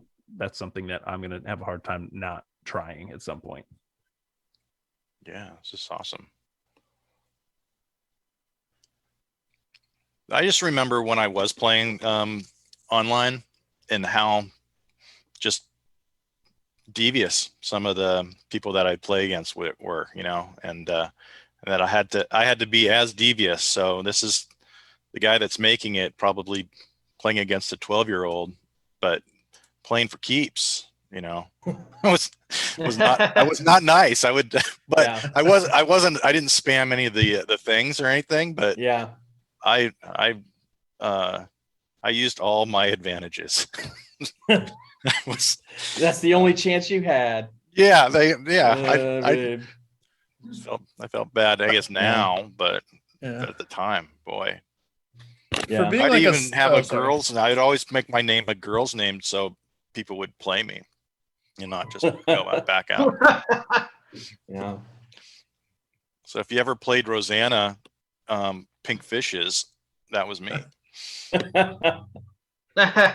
It's brutal mind games. What the thing that was always missing with single player is to me was the mind games of pitching, which online is very stressful. It has it in spades. And then base running can get pretty crazy if you are shifty enough with a Double fast player. stealing and things like that. So that right there, I remember we fixed that at one point, but when it got into an unplayable area and just it went behind. There should have been they called it a Z plane there, and the ball should have went behind that, but it didn't. That's weird. Yeah. This is it uses a virtual machine, so there are some things that are a little bit funky still. So it's like an emulation essentially, I guess. Yeah. But those that's are the thing is like the game had an emulator inside of the game anyway. I mean that's how we had to build it. Yeah, with the Scum VM is like the virtual machine that's using, and there's a huge project of people working on that to make these old games playable on new machines. Sorry about the little bit of lag there. I'm not sure if it's my computer or if it's their stream. So I might get a message from one of the moderators here real quick to see. But it looks like Pablo got out. Let's take a look here. I did invite Sean Green as well. I guess that's a good time. Sean Green did have a brief message. I did advertise this. Yeah. He said, I'm pulling it up right now. He said, "Congrats on the relaunch!" ! Oh, Sammy Sosa with a deep drive to left field. Wow. We might hear a splash. No, I guess not. Anyways, Castellanos, but for back. Yeah, I was interrupted. Is that what just happened? Sammy Sosa. Oh my goodness. Jibbo just Castellanos does. Anyways, so congrats on the relaunch! ! Which I think is great. And I never played the game, but a lot of kids used to talk to me about it. And there you go. That's John Green, MLB player, representative in backyard baseball. Yeah. We also have a message from Marta Cordova, which is, "Sure, I'll be there," and we'll see about that. But that's cool. It's very cool. As we see Barry get into a pickle here, and Jason Giambi runs him down for 3 outs. There we go. We now have the sunny day, a deep drive into left field by Sosa, and that's going to make it a 3-0 ball game. I don't know if I'm going to put on this headset again. Thank you for that. Truly appreciate it. Backyard baseball transcends time and space and real baseball. The calling from the commentators. Yeah. Why really good, huh? did you think? So like, it's amazing the idea of having other kids do it, Yeah. and then who came up with the lines? Essentially, is my question. Oh, that's mostly Rich Moe at the time. I'm pretty sure he wrote a lot of that. But then we also had a lot. Gosh, who else? Who was it? I'm gonna forget the names. But we had a couple other really good writers as well that helped in. God, who was that? Is it Jeff Kirk? Well, Jeff did a lot of sound, but I don't think he did a lot of the writing. That's maddening. I'm gonna have to look it up because we had some pretty funny writers. Rich did most of it. A lot of the stuff that the kids would say in the background and things like that. A lot of that was what he came up with. And obviously a lot of that's real kids say that. So it wasn't like he made it. But it wasn't like yeah, but there was. Let me see if I can. I really do want to find make sure that I get this right, because we did have some people that wrote for that. I want to give them. Oh, Paul Merrill. Paul Merrill, yeah. Mm-hmm. Paul, Yeah. he is a fun. Yeah, he was actually did some stand-up comedy stuff too, and he's a really funny guy. And but what I remember Paul from was Chuck Downfield, which he did all. Oh, we that love was Chuck where he kinda Downfield. Oh, Chuck Downfield is my favorite. Right, and We all love Chuck Downfield. and so that he came in on Backyard Football, and he did a lot of the lines there, and then he was great, and we just kept him going, and so it was pretty much Rich and Paul Merrill.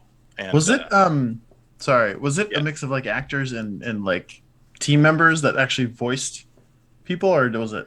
I assume it was kids. That's kind of a dumb question. Now that I think about it. Yeah. But you know what I'm saying? Like I'm just kind of curious with that.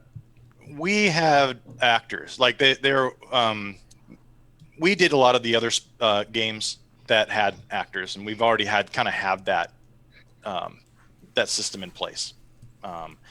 So sound effect stuff, you might hear a weird sound effect that was actually somebody just making noises, but for the most part, these are all true actors. Yeah. I kind of realized it after I said it. That wouldn't make much sense. Yeah. You know, And of course they that's- change over time, and, Sure. and different people moved in and out. But yeah, it was. Yeah. It It would have been nice. I'm sure we would have all done it. I mean, I mean, Oh, we have some people there that could easily have done it. They could have impersonated it, yeah. Just or made up their own character, because we Yeah. had yeah. characters there for sure that could have done it, and just funny, crazy people. So, but that was part of the business. You know, we did that. We'd actually went to recording studios and did it with real actors, voice talent, Yeah. they call them. Was there any attempt to try to match those voices of the kids closely to the players, or do you just kind of let the actors do that? Or was there like this guy kind of sounds like Larry Walker might as a 12-year-old or something? Oh, we didn't do too much of that. Yeah. You know, what's weird is that when I remember distinctly getting, we'd put the voices over the kids and they all sounded pitch perfect to me. Like that's exactly how I would expect that kid to say that or be that. I didn't really second guess it for sure. Yeah. And it's tough to do. It. Basically, I think we did it mostly on just how thick they were, like that would be if they were kind of skinny, they would have kind of a skinny voice, and if they were kind of thick, they would have more of a rugged voice. We didn't really play off of anything like what would Kurt Schilling actually sound like. We didn't really worry too much about that. Yeah. And, whoever figured out Kurt Schilling nailed it. I mean, it's hilarious. But I mean, that's the thing though, they were all funny, and we were all playing and having fun with everybody. Hopefully not embarrassing anybody or doing it bad. But. Looks like we got another freeze here. I think here it goes again. Discord's not the best streaming tool. I will ask Jordan and Derek, would you be willing to do a doubleheader? Yes. Yeah, I will always absolutely. All right. get a chance to win back my, We'll my have honor. you guys do another one there. Absolutely. Oh my goodness. Now, then are you guys gonna have your weird picking rules, or are you gonna do it for real? Yeah, you're gonna go hardcore. Ooh, yeah. You got to pick a team. He'll do it I for like real. I like the fact that you guys did that. Kind of put your tie your arm behind your back kind of deal. That's pretty cool. As long as you both do it. Yeah, we so Jordan and I actually were a part of a league different from what Jibbo has been a part of the past however many years they've been doing it. But we started this league back in college, and we didn't draft from all of the neighborhood kids. We just used the available kids on the bench, and so oftentimes we would end up with less than optimal teams because there's only so many people. So I think it's a little bit more fun to play with the kids that you wouldn't necessarily like gravitate towards, because Gretchen Hasselhoff is one of my favorite people now because normally you wouldn't pick her, but her voice lines are so much fun and her personality is so good. How can you not? And that was another reason to have that kind of season, is that we could get those kids into other teams and you could at least hear them, because there was going to be kids that people aren't going to pick necessarily. The whole idea of playing a pickup game in the actual game where part of the bench would be there and part wouldn't be there, that was all like Mark Pizer. He was trying to recreate that. Some days people have other things to do. Some days kids can't come out because they have piano practice and things like that. So or have to actually play baseball. So that was kind of a cool little deal, and it did mix it up. It made you kind of think every time you played. I do have a question for Paul. I gave this question to Nick earlier, but if you were on the playground, when you were 8 to 10 years old, what would your backyard baseball stats be out of 10? So starting with running, batting, fielding, and pitching. Oh man. Well, if I can imagine myself as a backyard sports kid, I would say I would say running, hitting high, fielding probably low. What other stats? There's pitching. Pitching. I was fast with the ball, but I was not accurate. So I probably would not be a Randy Johnson, that's for sure. That's a good question. And what that's about what I would say. It's running. I always loved running the bases. I love sliding into bases. I love the action of the plate. Yeah. But again, you got to realize your limitations and it's I probably wasn't long for the baseball field. So 7 out of 10 for running, would you say? I'd say, yeah, for sure. All right. And then for batting, what do you think out of 10? Probably 7 or 8. Yep. All right. And then what about for pitching and pitching then? Pitching, probably a 4 or 5. Okay. And then lastly, you have fielding. Fielding, probably a 5. Yeah. Yeah, I would be one of the kids that sat on the bench. Hey, there's nothing wrong with that because, personally, if I would have practiced a little harder, I may have been junior varsity middle relief pitcher if, I had the chance. I never was good at baseball. That's why there's video games. Yeah, I wonder. I was gonna ask Marty if it translated at all because I am a pretty good backyard baseball player. I wonder if if I would. Being good at which skills transfer over. I think that there's some coaching stuff that you could do. At least you'd know. Yeah. I think that if I would have played backyard baseball before I played Little League, I would have been a lot better. Some of the situational stuff. It took me a long time to grasp that as a kid, and I think I blame my coaches. They weren't. They didn't really go deep into some of that stuff, or they just expected you to know.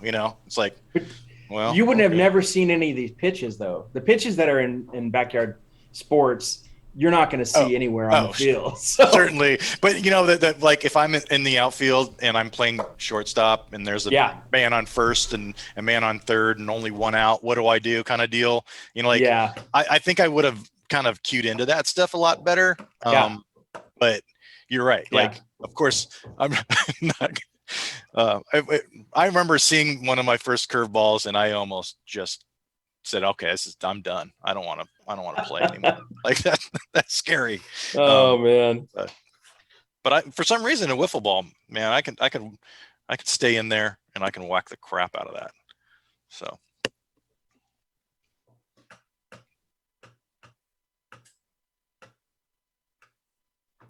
Man, some of the stuff I'm looking at the UI here, and some of the stuff it's like I don't remember until I see it again, like the poll of the day and just all this stuff, all these little nooks and crannies.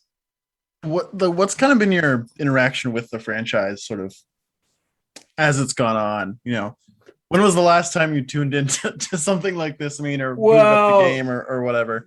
Yeah, what's weird is that after I left Humongous, I got out of the video game business until I went back to Wizards of the Coast and worked on some games they had. And so it was about a 15-year gap. And, I over the years, I have stayed in touch with Nick. We see each other maybe once every other year at a Seahawks game or at a tailgate. Yeah. But I knew that there was a reverence for this game. And what happened is that I realized that over time, they'd made numerous revisions. And so and for newer platforms. And then then it just kind of faded away because, there's so much content being produced these days, and game shelf lives are a year at best, unless you're a AAA franchise. And so, I knew that there was still a fandom, but I didn't realize the extent where, reverse engineer scum and then, wire it all back up.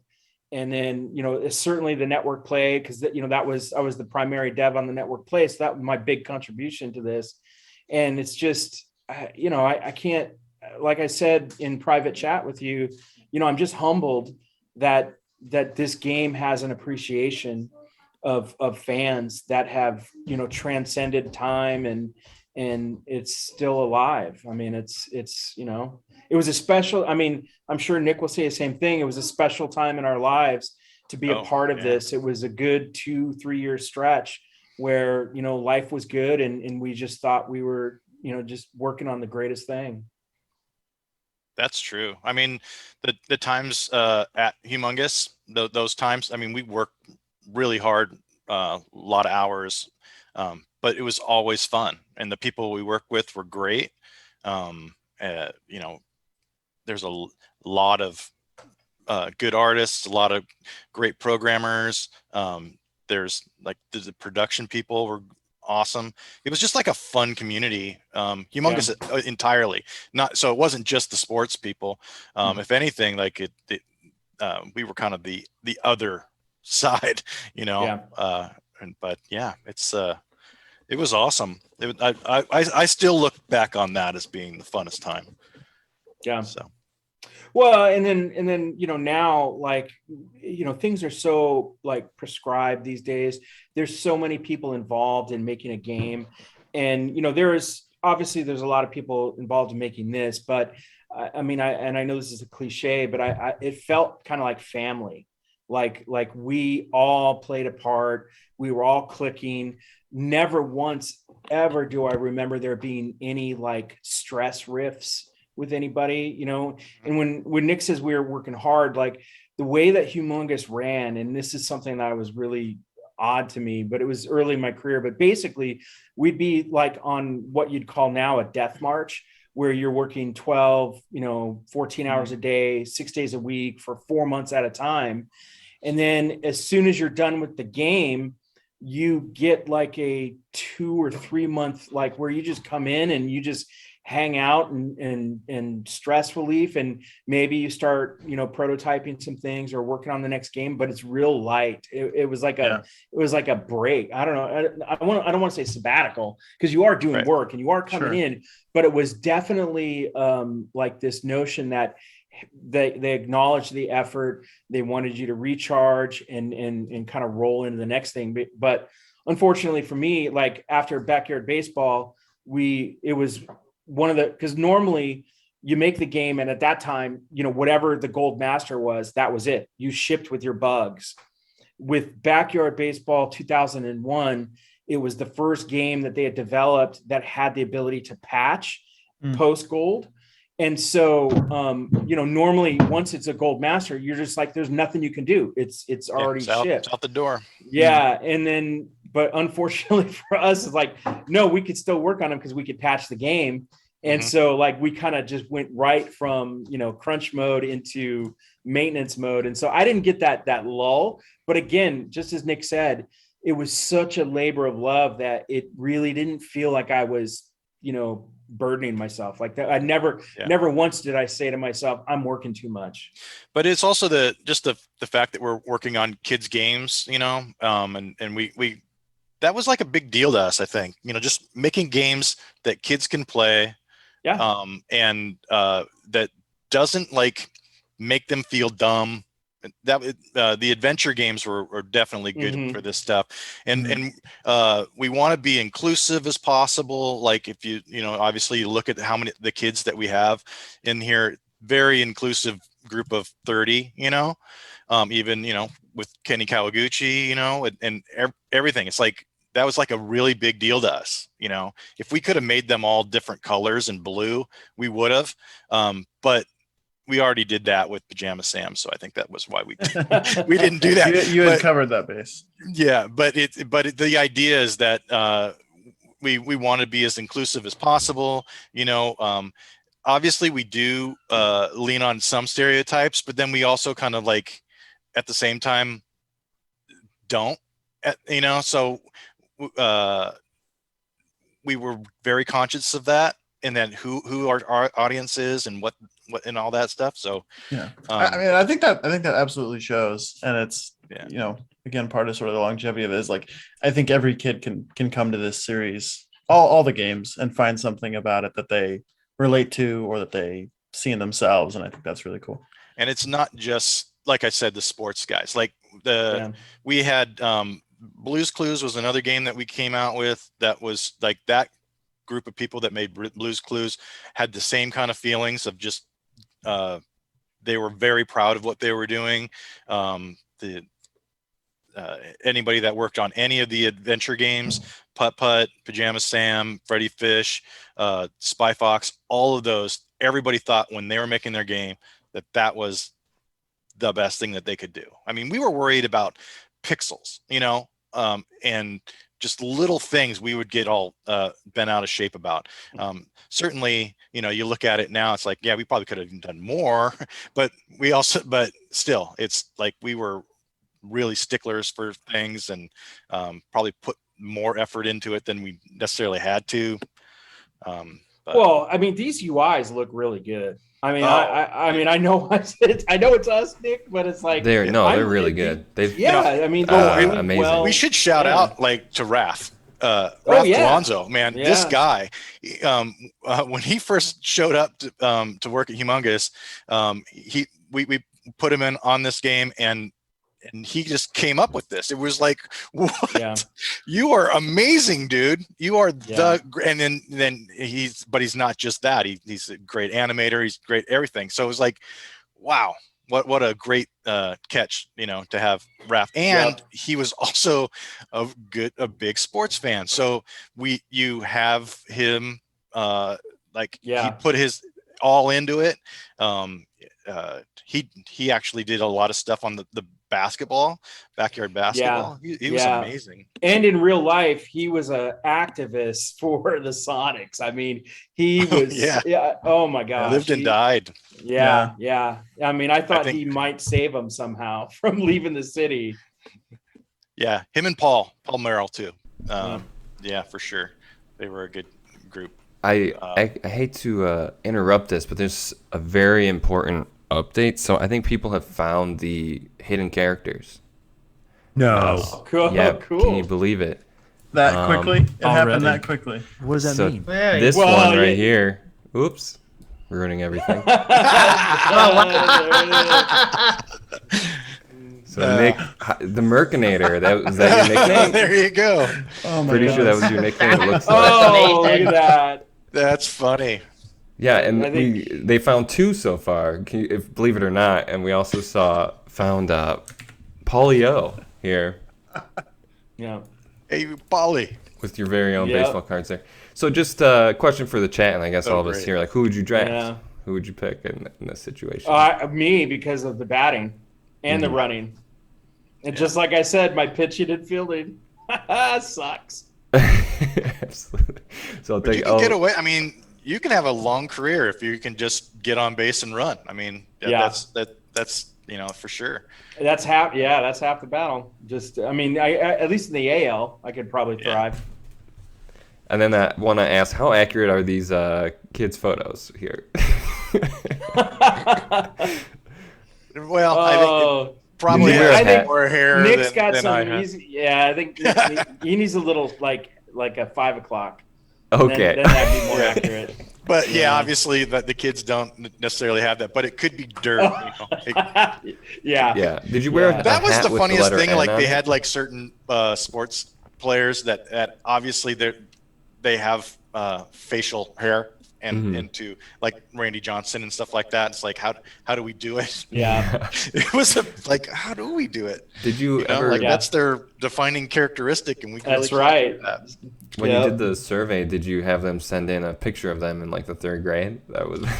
I'm assuming we asked that. I can't be 100% sure. But yeah, the survey thing, like I know for sure we got in football, we got some stuff back. But yeah, baseball and things like that. And I think it's probably because it wasn't really actually passed to them. That I'm gonna blame somebody at Major League Baseball for that probably. That's, that seems to be Just didn't pass happening it with through. MLB players. I don't know. I've had a little bit of experience with that, but sometimes they're hard to get into contact with. Specifically, a few. We tried really hard to get like a message.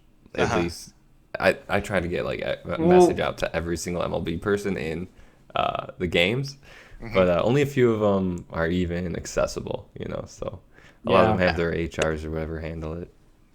I'm surprised that they even got the contract. I mean, I thought the MLB had exclusive rights to negotiate for them for their likeness on anything. I thought that was part of their yeah, I mean, but, I think that just by having Major League Baseball as the license, we just got that. That's just what was a package. Well, this makes me. I want to ask you guys how you feel about. Because we could have had everybody. We could have done the whole thing if we wanted to, but no way. That might have been a lot of work, but I'm not certain though. I mean, Backyard Baseball is the only one to get Barry Bonds, right? It's not John Dowd or some other stand-in. You actually got to use the likeness of Barry Bonds. Yeah.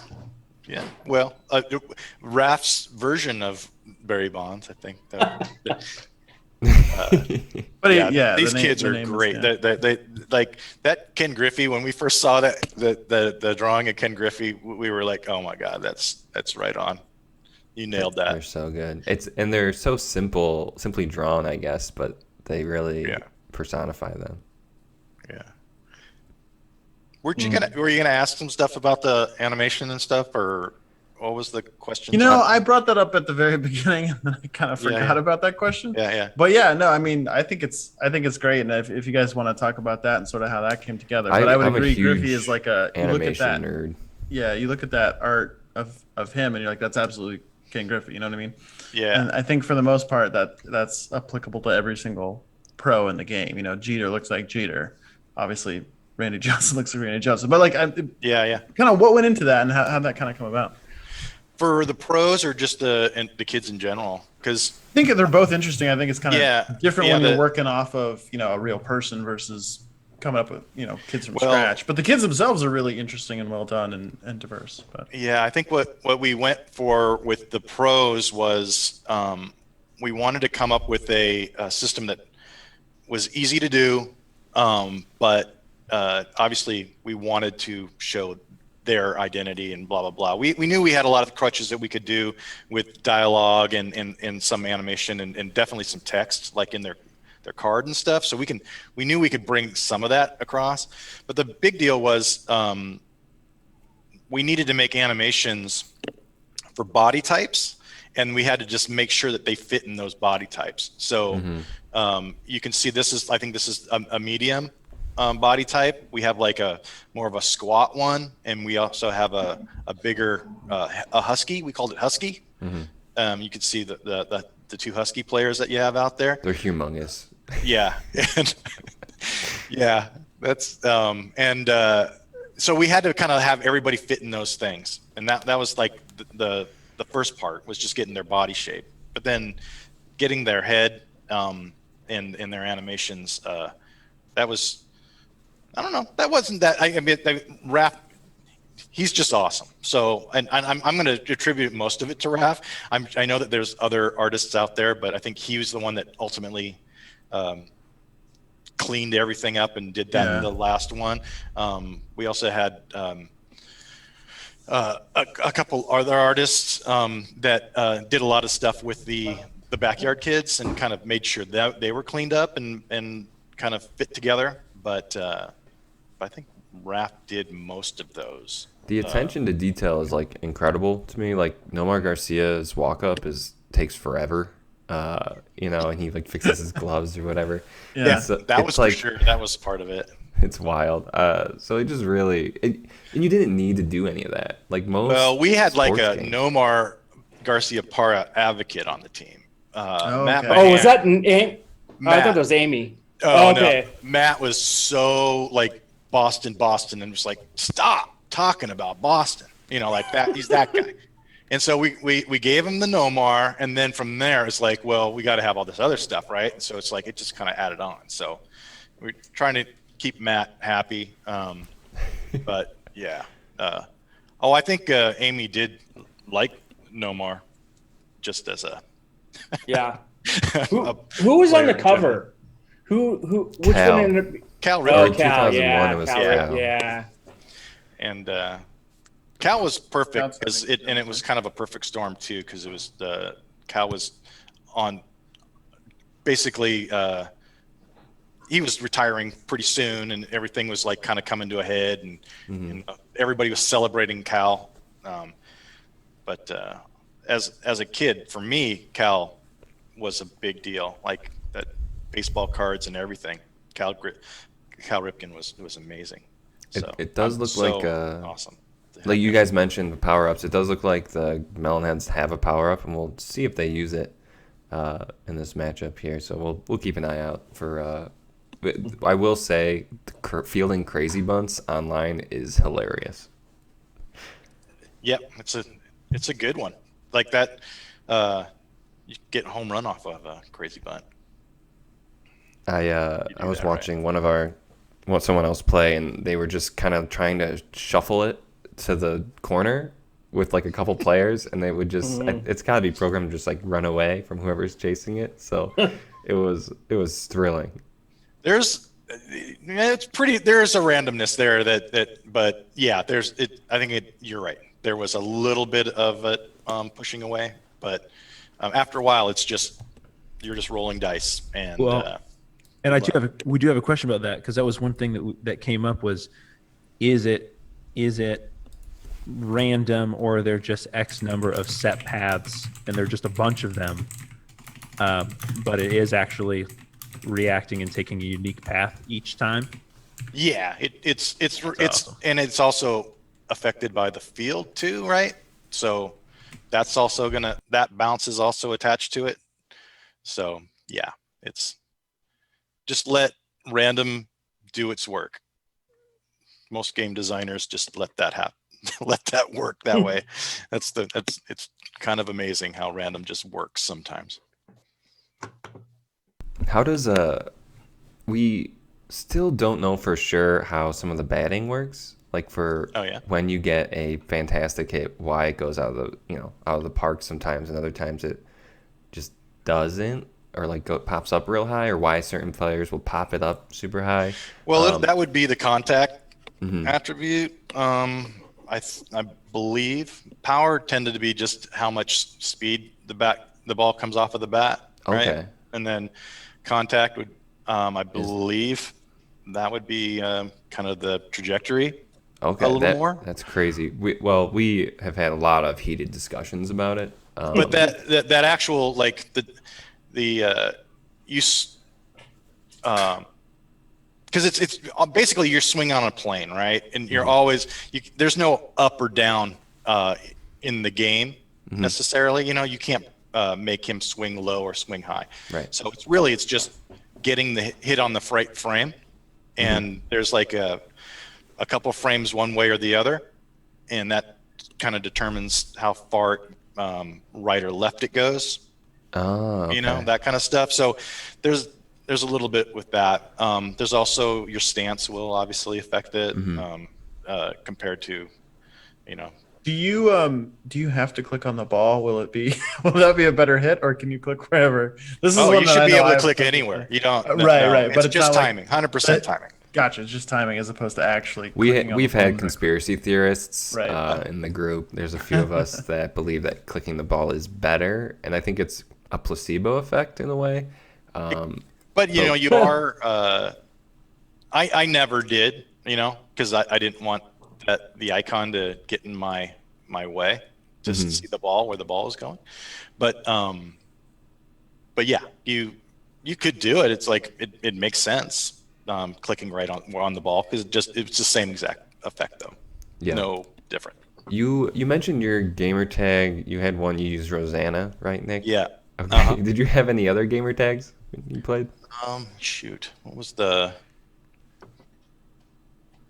Oh, I'm trying to Mine, think. which I still use today on anything, is Nugget Crunch. Oh yeah, that's a good. That was awesome one. Yeah.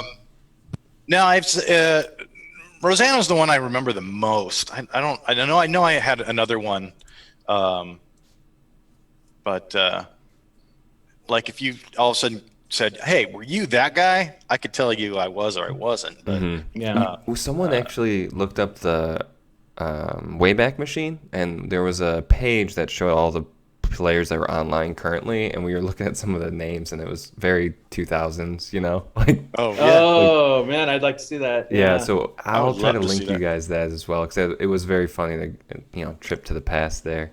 Yeah. And then follow-up question, are you guys going to sign up for Backyard Baseball Online? Are we going to be able to see you playing or play against you? You know, I went so. I hate to even mention this publicly, but I do not have any copies of this game, and that was one of the prereqs, and so I need to go. There was a time when I had like 30 I can send copies. you I'm sure I can just email you the files. Yeah, It seems like. We didn't hear that. We didn't hear that. Oh, what? yeah, What? yeah. Oh, Well, okay. you know, for the longest time, I Not had files like just original. like I have the disc. I mean, Yeah, yeah. You know, I have the discs somewhere. I have a couple of them. No, I had a bunch of copies unopened, and I had them in a storage facility, and believe it or not, it burned down. And I lost all my copies of all the stuff that I did at HE. Nothing survived. So that happened a few years ago, and you know, I was just never since. But I totally sign up, and if you and my name will rise again. Yeah. I'd love to see that. Incredible. Yeah. Well, yeah, I'm Yeah, sure you there's should a way to definitely get send that. me that list because maybe there is. I don't know what other names I would have done, but I always went with the pink fishes though. That was That's my, so funny. I'm always the little fishes, but they're pink. Yeah. And it's just something about having the unintimidating team name. Yeah, but the that's thing is, awesome. like with the pink, then you have the option of Maria Luna. So it like just like having her come off the bench and clean and finish the pitching for you at the end of the was really good because I was always Angela and her would be my two pitchers. So you did mention in 2001. Was that able to get patched, Paul? Not the original. So there was two. It was the JSRN one. That was the one where we introduced patching. And honestly, so what was weird is that we held up. You know, Matt was working on the NHL or the NFL, and we held that one up for the baseball, didn't we? Or the NFL came out. The football came out before. Yeah, and then they did all the kinks. Yeah, so the baseball one was the first one to patch, and then all the subsequent ones had patching. So NBA, soccer, all those. And Yeah, because what we were trying to do originally was like, you stick the disc in and it works. Like that was what we were awesome. trying to do as much as possible. But then once we got the online part, I think that kind of opened that up and said, okay, well, it's better that the player actually installs and gets it on their machine, and then from that installing it was the next thing, you know. Yeah. Yep. So. I Oh, say that just reminds me. Oh, go ahead, Jordan. Oh. No, just the fact that it was so awesome. Like as a kid, even when you were installing it, the backyard players were woven into that. You know, when you had your install options, you had your I forget who the three players were, but there was the Keisha Phillips. Basically, yeah, do you want to move all of the files onto your install them on your computer? But like as an 8-year-old, whatever, you know, I don't know any of this stuff. All I know is, that's do I pretty want to smart. pick Keisha Phillips right now? And Or it's a very big commitment in 2001 They to shouldn't- put yeah. 10 kilobytes on your computer. It was, and Yeah. then, No. but that was like the claim to fame. Like the original backyard baseball was like you could just stick it in, it would play. It was a feature like for Windows when Windows first came out. Like that autoplay was like a big deal. So we played off of that. Yep. Yeah. I'll never Well, because forget they that wanted drum roll. they wanted kids to be able to do it. Like just they know how to stick a disc in, you know, push that in, and then if it just auto plays, you know, they're ready to go. They don't have to do anything. Exactly. Brilliant. Yeah. And we stuck with the single click at least for backyard baseball was pretty much to make sure we could have the Mac users as well. So that was a big deal. I guess a follow-up to the patching is, how would I know if I had the most up-to-date version of Backyard Baseball? Is there... There was a mechanism, like we would write in the ini file, like the version you had, and then start up. I forgot what patching software we used. I think we stole it from the guys on Cave Dog side. But basically, when you start up, you use the tech from Cave Dog to do the update and stuff. Yeah. And then basically it would auto apply. Okay. Yep. And speaking of patching, we're running this on the most retail version here. We don't have any patch versions whatsoever. Probably Which is not sad now. I because- mean, yeah. Yeah, it's quite sad because it's considered lost media. I don't know how much of a difference these patch versions would make, but we have to go with what we have here. So I'm surprised online play works well on retail, honestly. It works amazingly well. You know, so to speak to that, like HE wanted quality game. I mean, they didn't want to ship with bugs. They had to at some.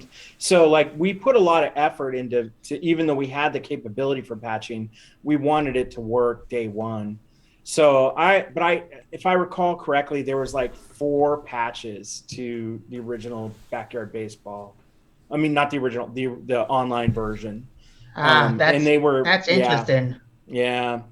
But I mean, I'm sure. I mean, those servers were, you know, long gone. I mean, we too bad the Wayback Machine couldn't have like pulled those and made those available. We just need to find some computer in a like a Dell from the year 2001 that's been untouched and see if it has the has those files. Holy, you just gave me an idea. I probably do have an old machine from if you back then. get that, I'll give you all of my worth. Paul, it's not a whole lot. Don't say that. This is I play public, backyard baseball for a living. It doesn't pay very well, Paul. Yeah. Okay. All right. You're gonna give me 100% of nothing. We just saw a grand slam by the Melonheads though, and that was that's pretty wild. good. I love that. Go How they all just sit there and they all wait. Yep. Come back as real. That's teamwork. Who came up with the idea of a blimp to go over the field? Yeah, every the home blimp. run? thank you for I asking love the that. blimp. Just about to ask. Yeah. Yeah, I'm gonna say it was Raph, but it could also have been Rhett Mathis, because but no, I think it was no. I'd hate to give it to somebody because it could have been Mark as well. It sounds like something that Mark would do as well. But the whole idea of that was hilarious. But I thought kind of on the same kind of vein of that was the instant replay thing on the screen. That's awesome. Yeah, that was when they got that working. That was awesome because it got all nutty sometimes. Was there anything that you guys wanted to put into the game? I guess 2001 or 03 that you did just didn't work out, or just like an idea. I wanted that my was... Easter egg. I wanted to put it in real chat because Yeah, fair. I mean, Oh, that's a great answer. I know, but other than that, there wasn't like what I wanted to do was, the chat system was icon based chat, very specifically prescribed. I wanted to expand on it and put more types of communication in, like more icons, more things, more expressive things. Yeah. Maybe, yeah. And then maybe even, we thought about putting in like a vocabulary that you could use that could formulate chat, but even then people would come up with innuendo and things, and it's like we just realized we had to abandon the whole thing. Yeah. And it's really just the kids part, right? I mean, if this was we didn't have to go by the guidelines that a kids online game at the time, there were like specific guidelines for this. And so I think that was pretty much hampering it, and which is good. I think that, I mean, we were smart not to do it, and I think what we did is kind of actually pretty neat. But if we were able to kind of make just more, that would be great. That would have been great. I think what we got in here, and it like is really fun and funny. But yeah, it would have been cool. Well, and in the icon-based chat, like I play games now. Like right now, I play Clash Royale a lot, and it's all icon-based. I mean, and honestly, I would love the opportunity. Yeah, I'd love to just be able to say something. Like just because I get so frustrated sometimes, and so I think maybe it's a good thing that it's only icon and you can only express yourself a certain way. But also, it's frustrating. Yeah. I think that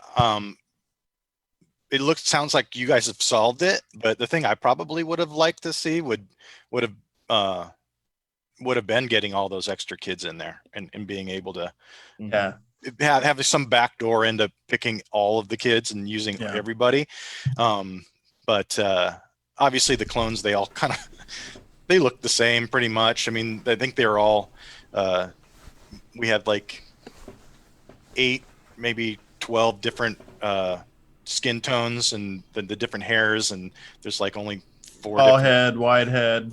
Yeah, the different sizes of the body. There's only like 3 or 4 of those, and you keep on.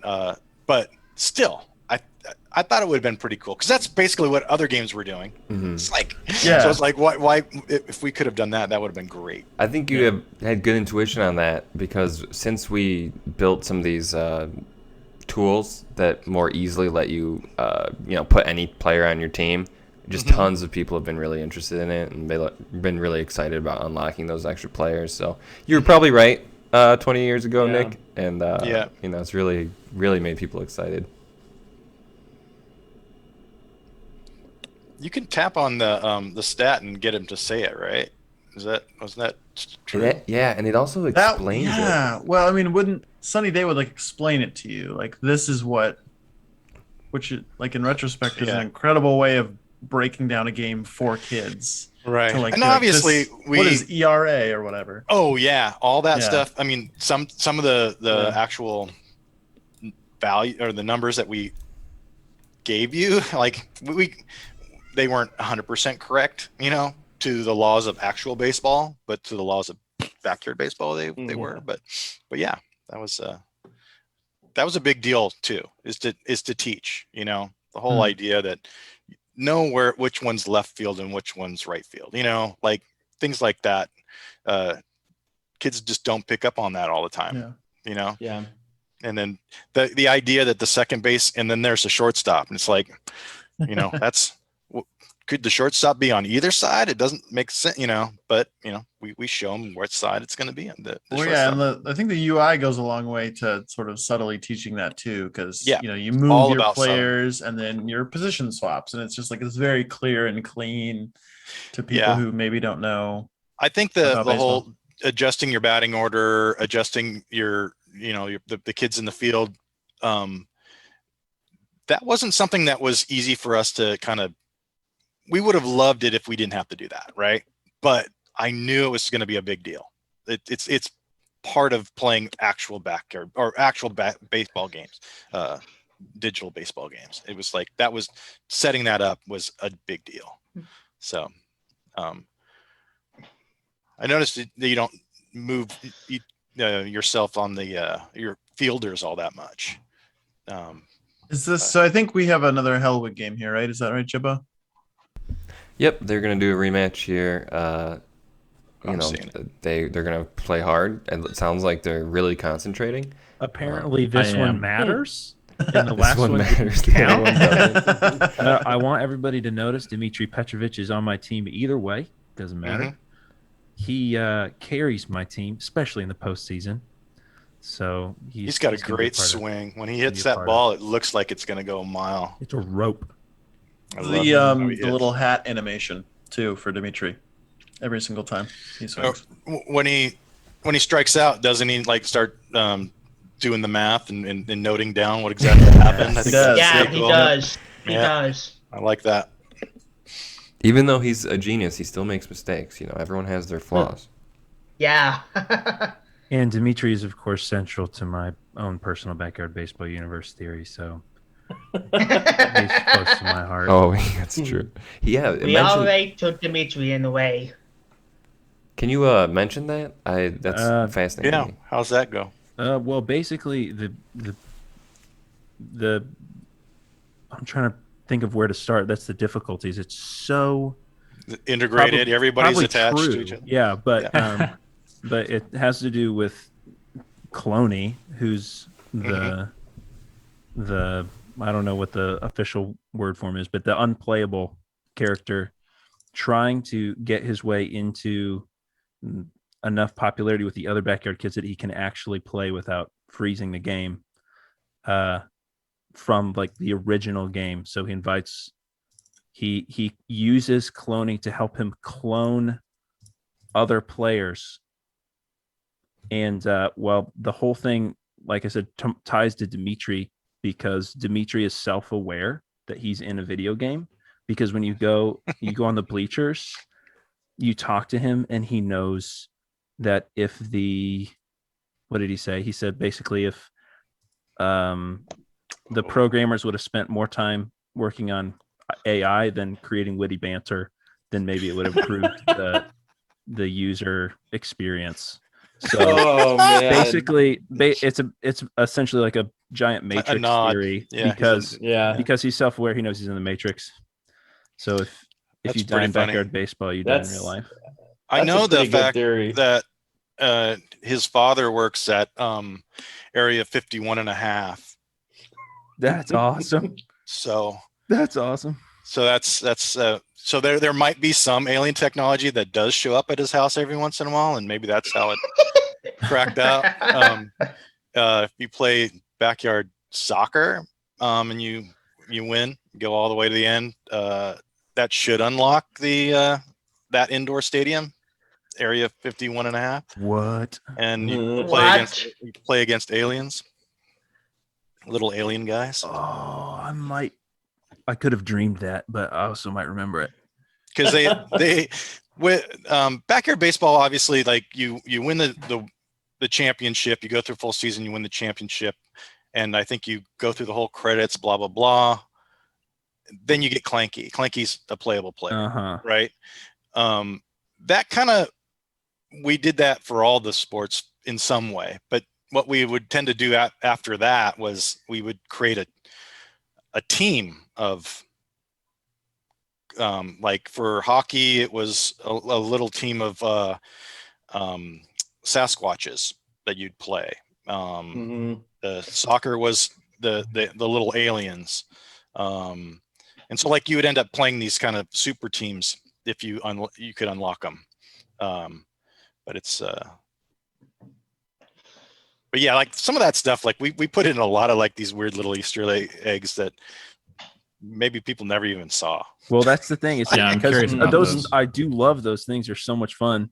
But I do wonder how many of them never did get discovered. Yeah, playing the backyard soccer, you start with the lowest division, right? And so you play all the way up, and in between each within each season, there's a little break where you play a indoor league cup. Yeah. And then you would go and then you'd finish the season. But if you ended up winning the Premier Division, which was the final one, you would end up going to a World Cup. Like that's a long way to. It's a long road to go to get to it. But when you did, it was pretty amazing that they had all the different teams from Europe and Asia and some South American, and it was pretty cool. It was pretty neat. So then we'd have that. That's kind of like the Easter egg, but then we kind of just kept on adding them. More teams, more weird backgrounds. Yeah.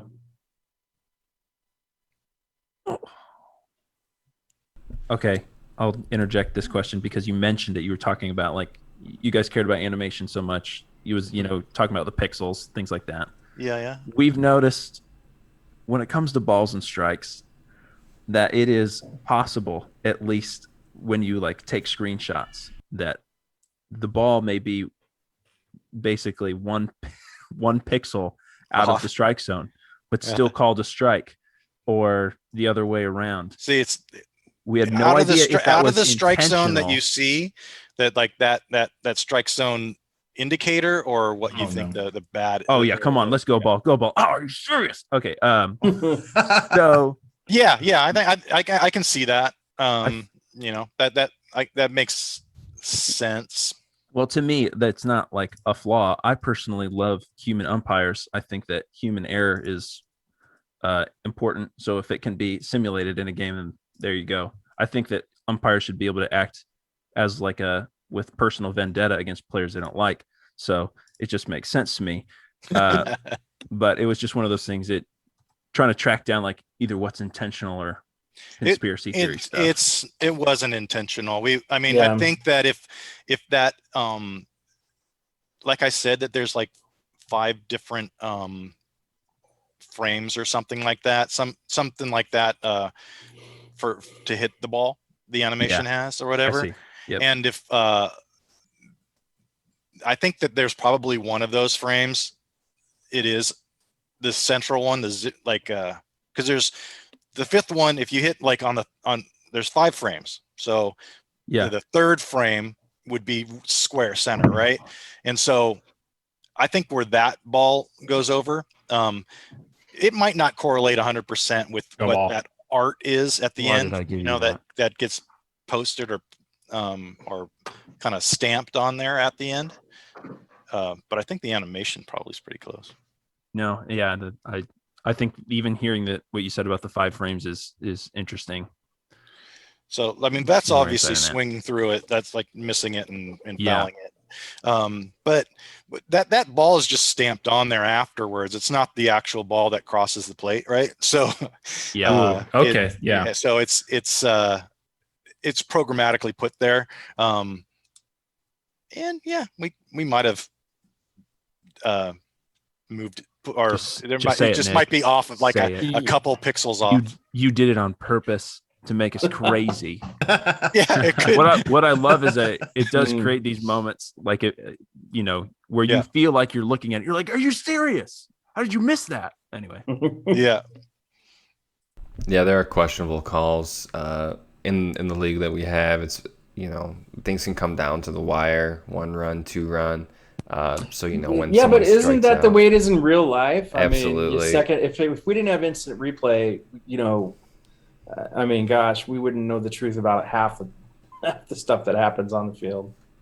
I also think it's like the actual ball physics for the time, and I don't know anything about programming, but kind of the constraints you guys had when making this. The ball physics are pretty good. Like if I'm late on a pitch outside, I'm going to hit it to right field. You know what I mean? So that was I a think big that's deal. really impressive. That was a really big deal. So like the way that they did that, the math. So if it's in the infield, it's 1-to-1.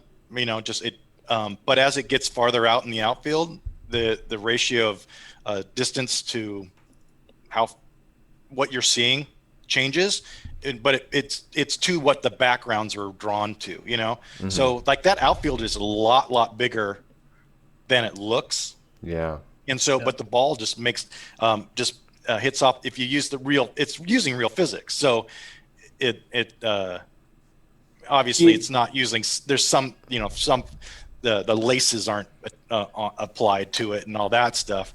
Was that a strike? Come on, that's what I'm talking about. You're right. We need a that's patch. borderline All call. might be Right. trying to do is, yeah. But that you want that Yeah. pitch every once in a while. That's Yeah. that's pretty funny. I've Well, always yeah, wondered no, who it's the umpire it's is. 3D space projected on a 2D plane. Yeah. So and then that's that depth. and there's a truncation that happens in the outfield that it as the farther it goes away, it's actually Yeah. it I don't know, they it's just genius how they did it. Yeah, I think they somebody later when they're working on these, when we weren't around, I think they go, hey, wait, what I see this weird math thing going on here. This is wrong, and they took it out, and then all of a sudden it didn't work right. Just broke the Yeah, game. they broke it in the later games, but in these early ones, like this one and the one before, it's absolutely the way it should be. So you can see it kind of like the people they shrink a little bit when they run backwards, and stuff.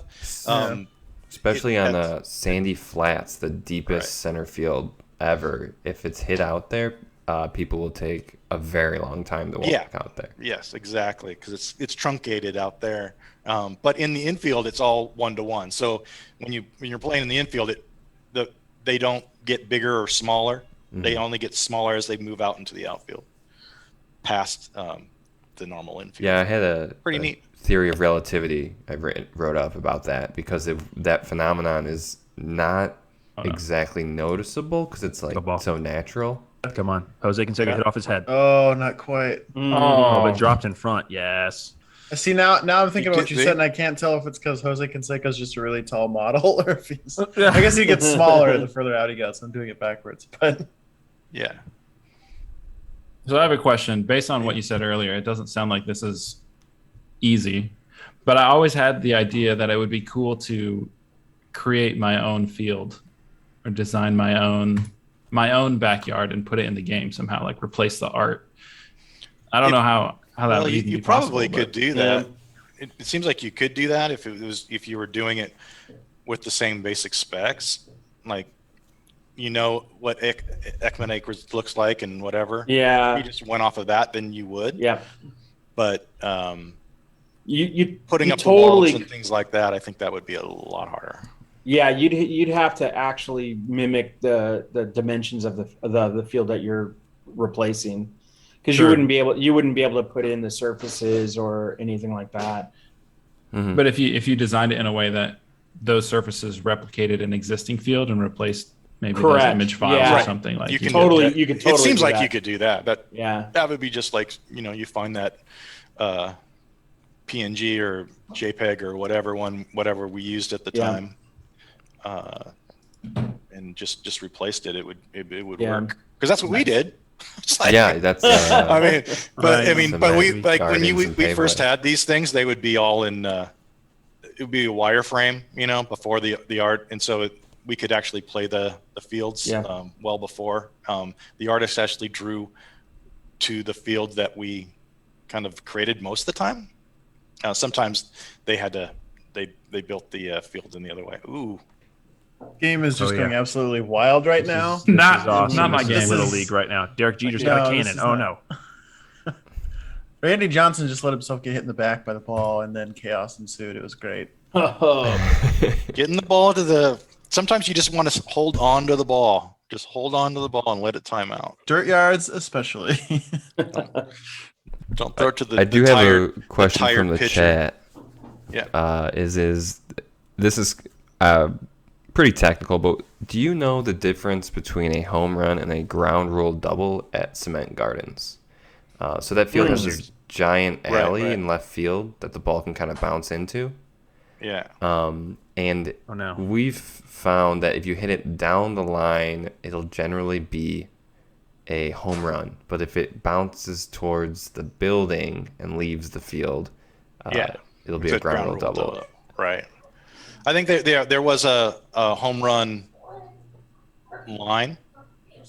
Mm-hmm. Like if you did it on the fly, we did give you the home run. But If it ever just bounced through there, it didn't go over the fence, so it can't be an automatic home run. That doesn't make any sense. But we also know that the kid can't get to it, so and to throw it back in. So we give you the ground rule double. I see. I think that was how we ended up doing that. Just like I think we have the ground rule double that I think you saw it because you threw it out of bounds. That would no catch. Amazing. But yeah, there was we had a couple of those weird things just for each individual field had rules. When the artist would create it or when we would set it up, there would always be something that's like, oh shoot, how's that going to work? All right, the chat is continuing to put you guys on blast about this, but how was infield fly programmed? And the actual rules of baseball distance is irrelevant. It's based on how much effort or a defender has to make. Was distance used as a shortcut? Sounds like a really hard rule to program accurately. So we gave you a little bit of credit there, but he's pretty upset about the infield fly rule, which I think came into play in the league this season. A few runs. Controversial. There was a controversial infield fly call. Yeah, some of those Highly ones visible. we knew we had to get something in there, and I think they are hard to emulate. I think that's really the thing. There's kind of a bit of a judgment call on some of those things.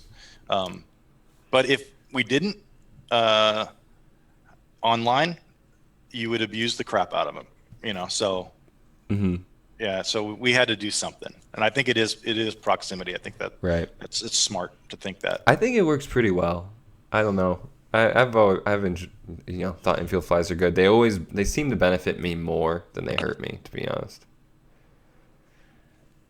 Yeah, but I think there is probably some weirdness in there. It's a weird rule, period.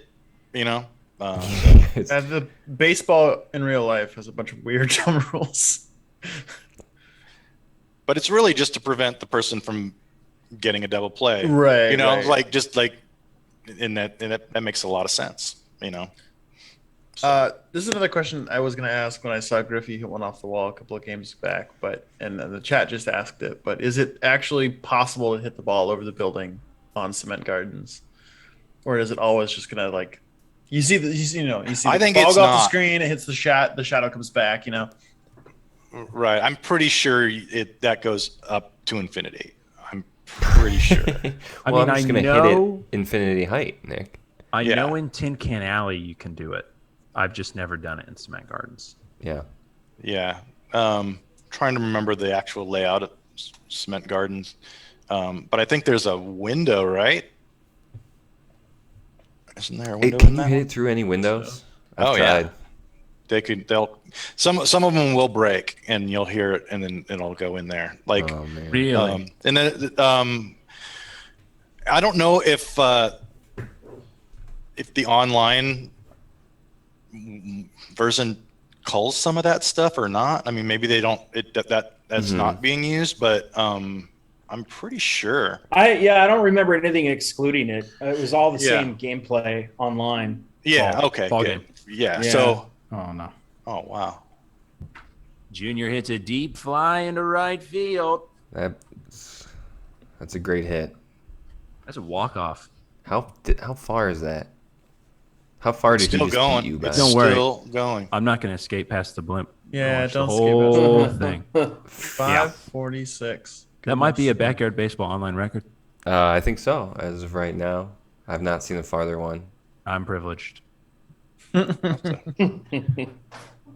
saw it here Nice, first, folks. nice hit. Congratulations. Derek, being you the surfed that one up for me. better brother. But there's like a couple ones that have like little pools in the backyards and things like that, and like those will hit splashes. I love hitting the Sound pigs. effects will happen every once in a while if you hit like a lawnmower and blah blah blah. It's incredible. Yeah.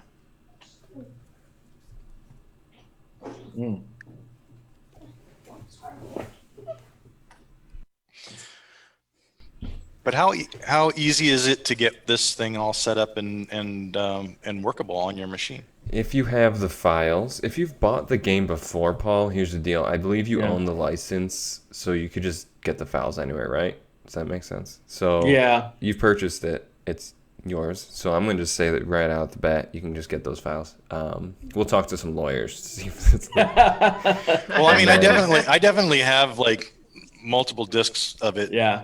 and so I'm sure I can Yeah. dig it out. That shouldn't be a problem. Yeah, it's really simple.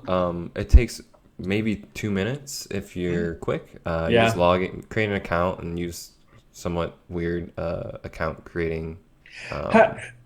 How are you getting the online play? I mean, because like, are you running a server or is it totally emulated? Like, That's you're a just- great question for Little Cat if he's still here, but I don't see him. there is a server. It's a net server.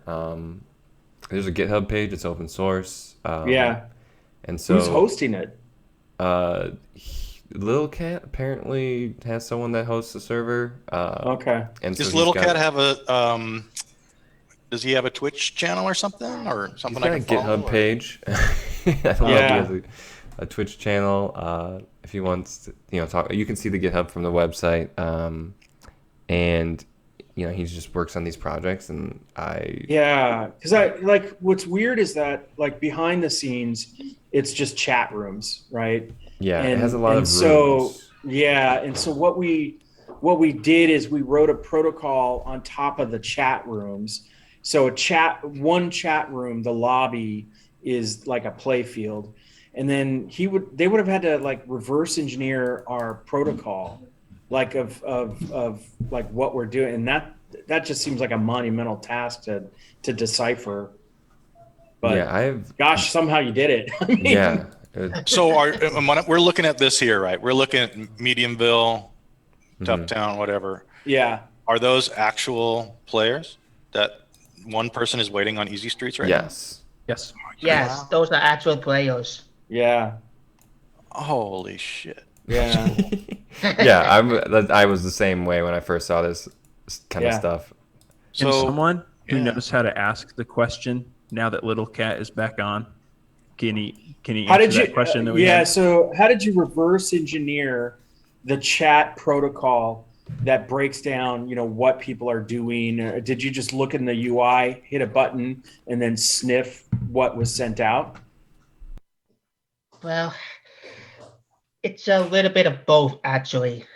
I didn't really reverse engineer the protocol. I just went ahead and made a new protocol and implemented it right into ScumVM Yeah. because that technology is old and I don't think it will work on newer computers like Yeah. Windows 7 and such.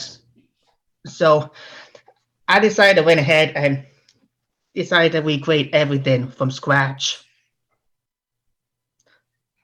Yeah, no, I mean, pretty amazing. I would, I wouldn't doubt that at all. That because again, like the constraints that we had were, it was basically code that was gifted to us, and then we just wrote an abstraction on top of it. I mean, it was like, it was kludgy to say the least, but it worked. And so I thought, wow, how would you know how to just decipher all of that? Because really it was again just like symbol protocol over chat rooms, and it was just Genius so is that's what it was. that That was awesome, Paul. I like when Yeah. when it was like, no, this is really working. It's like, what? Yeah. Because there wasn't really like online sports games at all when this came out. Yeah. We like, I guess there was some Warcraft and there was some like Doom was kind of working on some servers and things, but Yeah. we pretty much were the first. No, and credit to the Boneyard guys. I mean, they had written this stuff, and basically for our use case, I mean, it was perfect in the sense that we thought of the different areas as rooms, lobbies, and kids waiting to play on those were the people in the lobby. So it was Mhm. just, it was a natural kind of expression of how we set it up. And so it was perfect in that regard. It's just that it wasn't purpose built. Like we were using, something that was an amalgamation of their tech and then our idea around using that. So Yeah. So for this thing, we're looking at this right now. We're looking at a coach page.